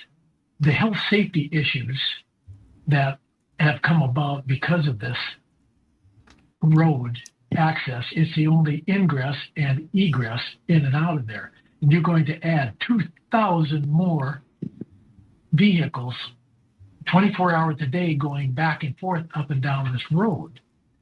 This road was never designed and built for that type of traffic back and forth. The homes along Golf Club Drive are within 20 feet from their garage out into the street to where they'd be backing out onto, and it's very dangerous, and we've already have had situations that need to be addressed this way.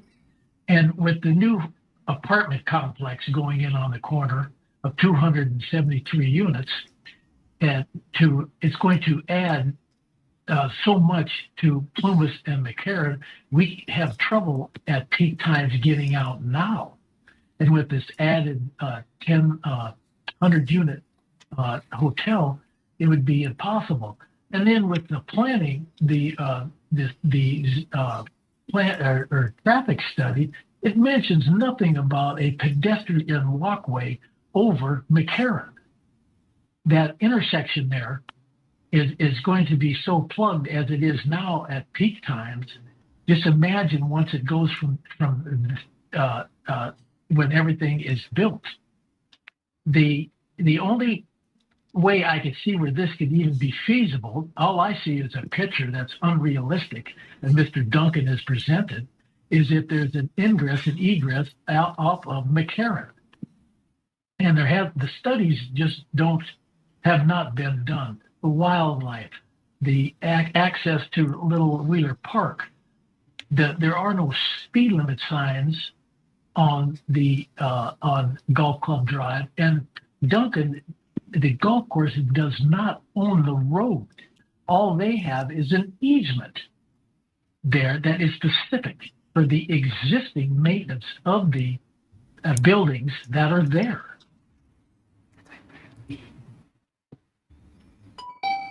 Thank you, sir.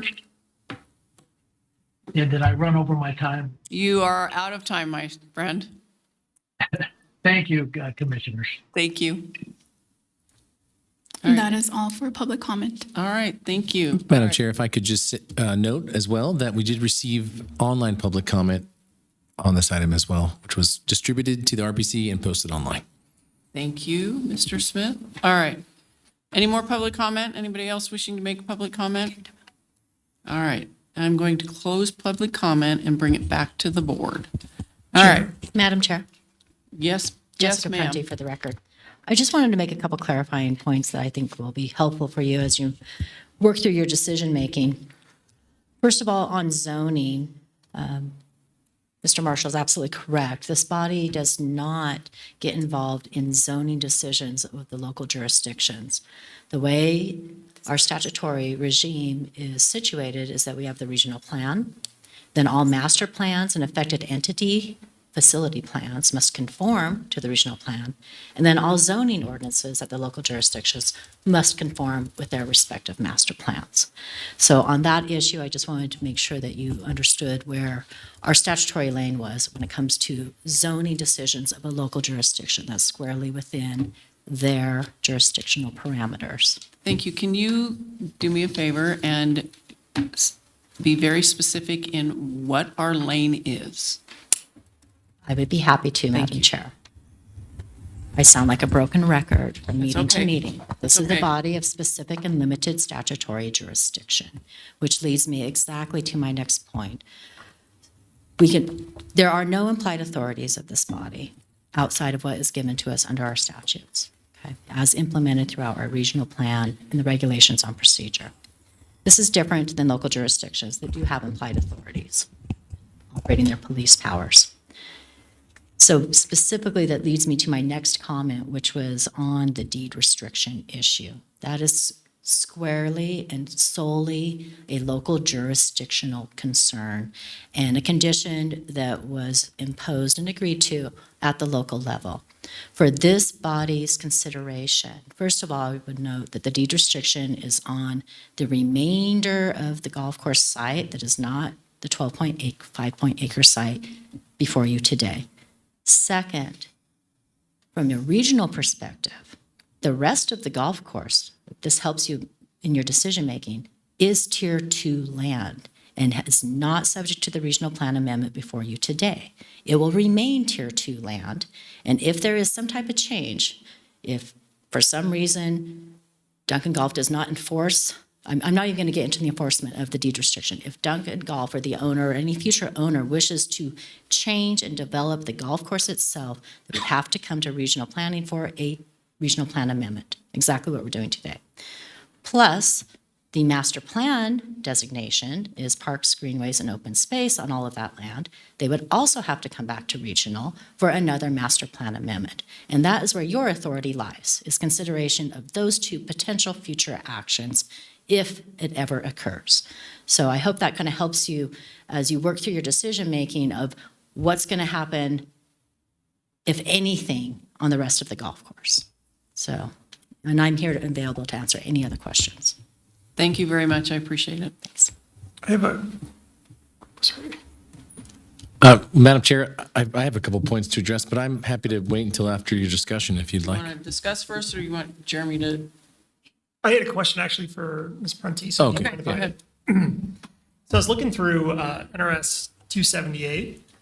NRS 278-0282 sub 4 says that if the Regional Planning Commission fails to make a determination within 60 days of receipt of the proposed plan or amendment, it is deemed to be in conformance with the comprehensive plan.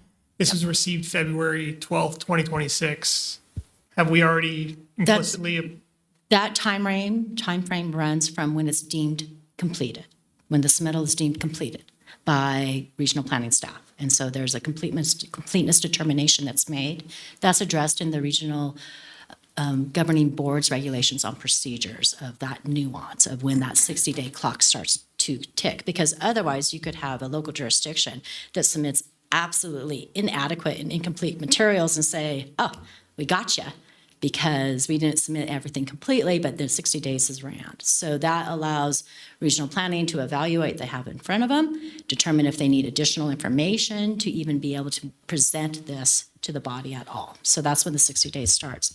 But thank you for raising that issue, because that is exactly why we couple the regional plan amendment consideration with the conformance review, because this body is on a time frame to make those conformance review determinations. And so if we spaced everything apart, you could have something deemed in conformance without even getting to the regional plan amendment through the regional plan amendment process. And I would also guess that is why it would be impractical to grant a stay, because that would also run afoul to the 60-day timeline. Absolutely, that is correct.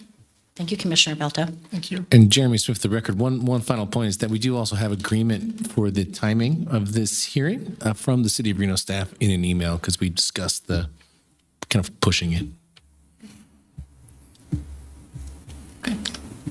Did you have points to make? Oh, yeah, maybe just a couple points. This is Jeremy Swift, the record. I think it is appropriate that we review the kinds of uses and put on the record, what could occur in this suburban mixed-use land use. I thought that was a good point, and I have them here, so I'm just going to read them quickly. This is from the Reimagine Reno plan.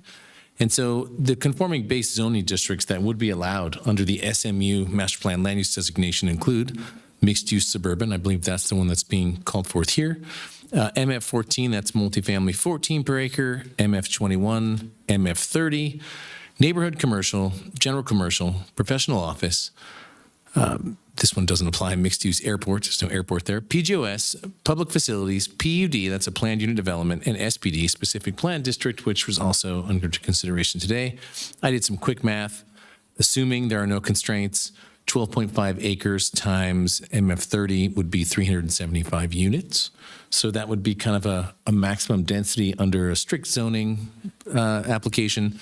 I imagine that could be proposed under a PUD or a SPD to go higher than that, given it's tier 1. And if it were to hit the 625 unit range, that would then, of course, trigger the regional planning conformance review of PRS, and it could trigger other things like wastewater generation or whatever it might be that's also housed in that resolution in Appendix 2 of the regional plan. So I think it is appropriate that we mention all of those uses on the record.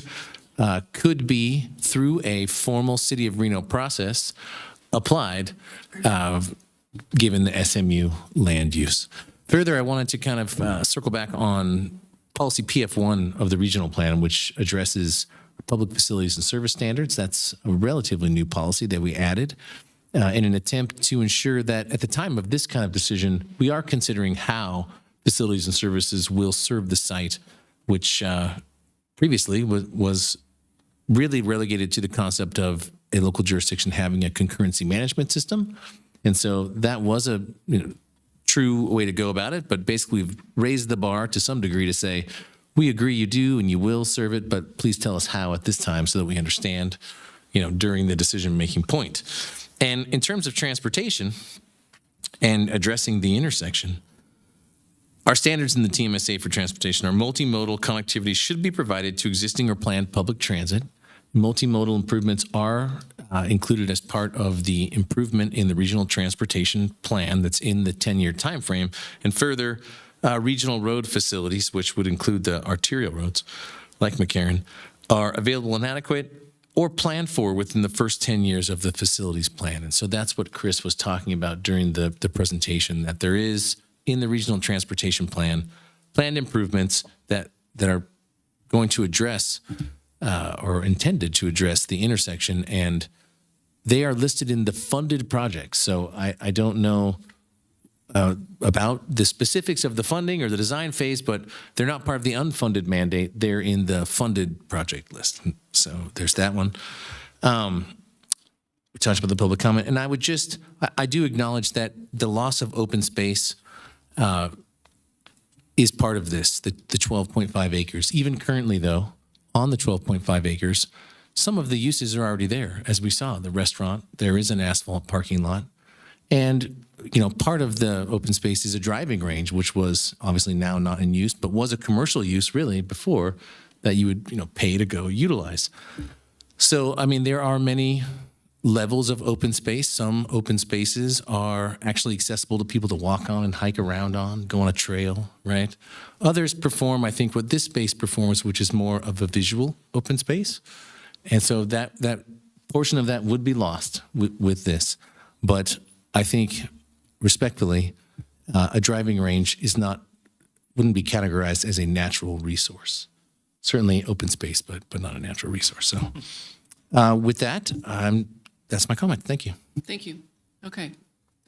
Discussion, questions, comments? Anybody want to start? Go ahead, Commissioner Belko. I think I have a question actually to help frame this. And again, this might be for Ms. Prunty. I want to clarify. So we are not supposed to look at the SPD. We're supposed to look at the SMU, or are we supposed to do some sort of combined analysis where we consider both?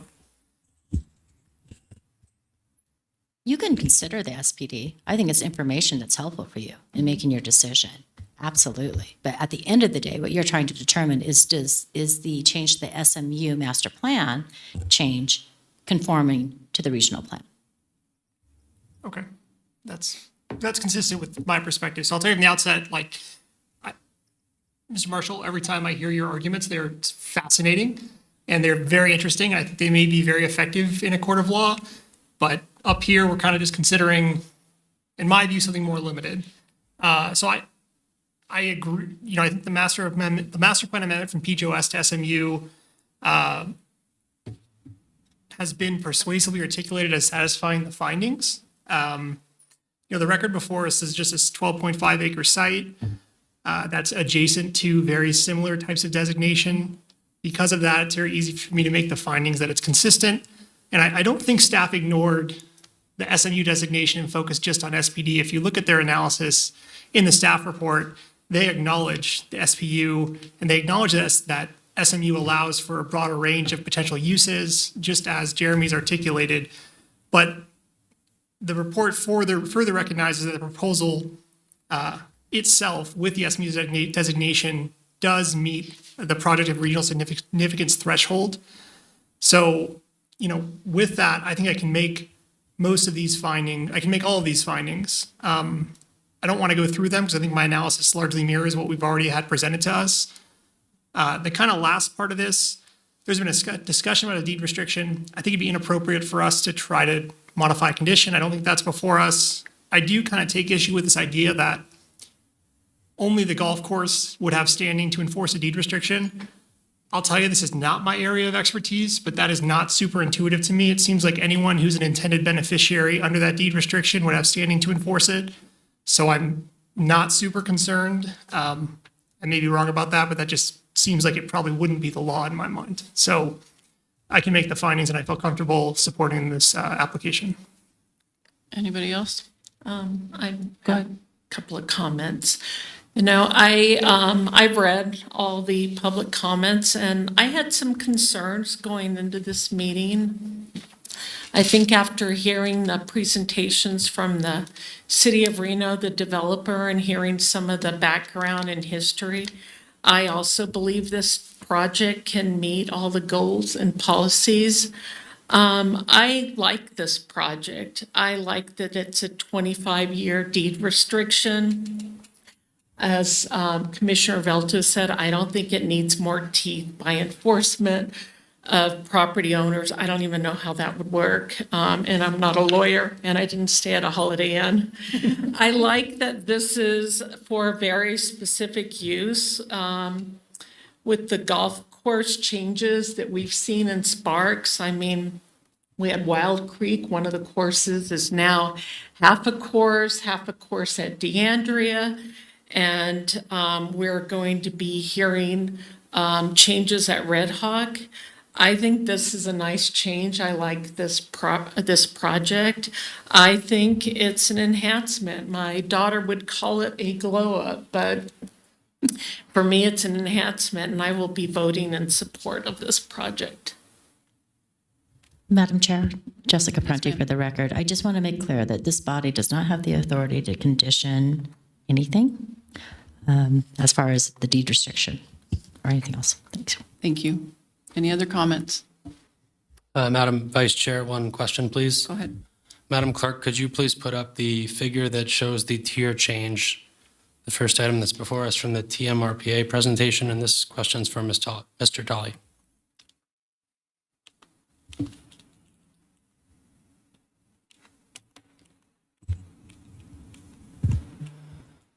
Thank you.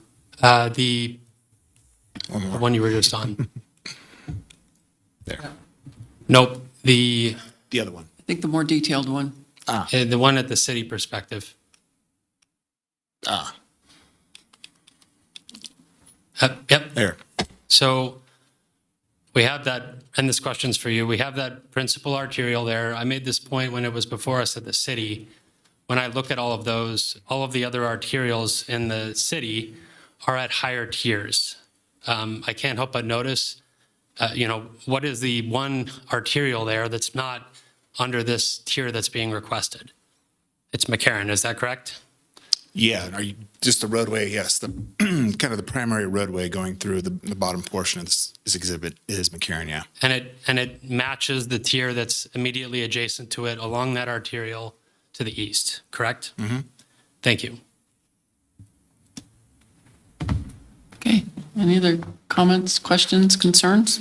All right, I have a few comments. I don't have an issue with this project. I think, and I agree with Commissioner Reed. I think it is a good project for that area. And understand our issue can't be traffic and how traffic flows and all of that. That has to go to RTC. It has to go back to the City of Reno. That's not in our purview. We can't look at that. That's not something we can look at. But knowing that it is in the next 10-year plan is good to know, but we do have a tendency in this community to put the cart before the horse sometimes. And we don't look at infrastructure and we don't look at those things. Fortunately, this isn't 50 years out. So it's within the 10 years. And, we're used to cone zones pretty much 365 days a year anymore. So knowing that that particular intersection will be taken care of is nice. What's on that 12.5 acres currently, and Director Smith already alluded to it, there's a building there, there's a restaurant, there's asphalt already there. So yes, taking down the trees is going to be something, but more trees are going to go up. And yes, it's going to take probably 15, 20 years for those trees to grow and to get back. But to the east of that is a commercial building already. And farther east of that is going to be another apartment building. So I cannot see where not making this a tier 1 designation would harm the community. The loss of open space, as Director Smith put out, it was a driving range. And it's been closed for 3 or so years. One would hope that they could maybe repurpose another area of the golf course. I don't know, I don't golf, so I have no idea what that does.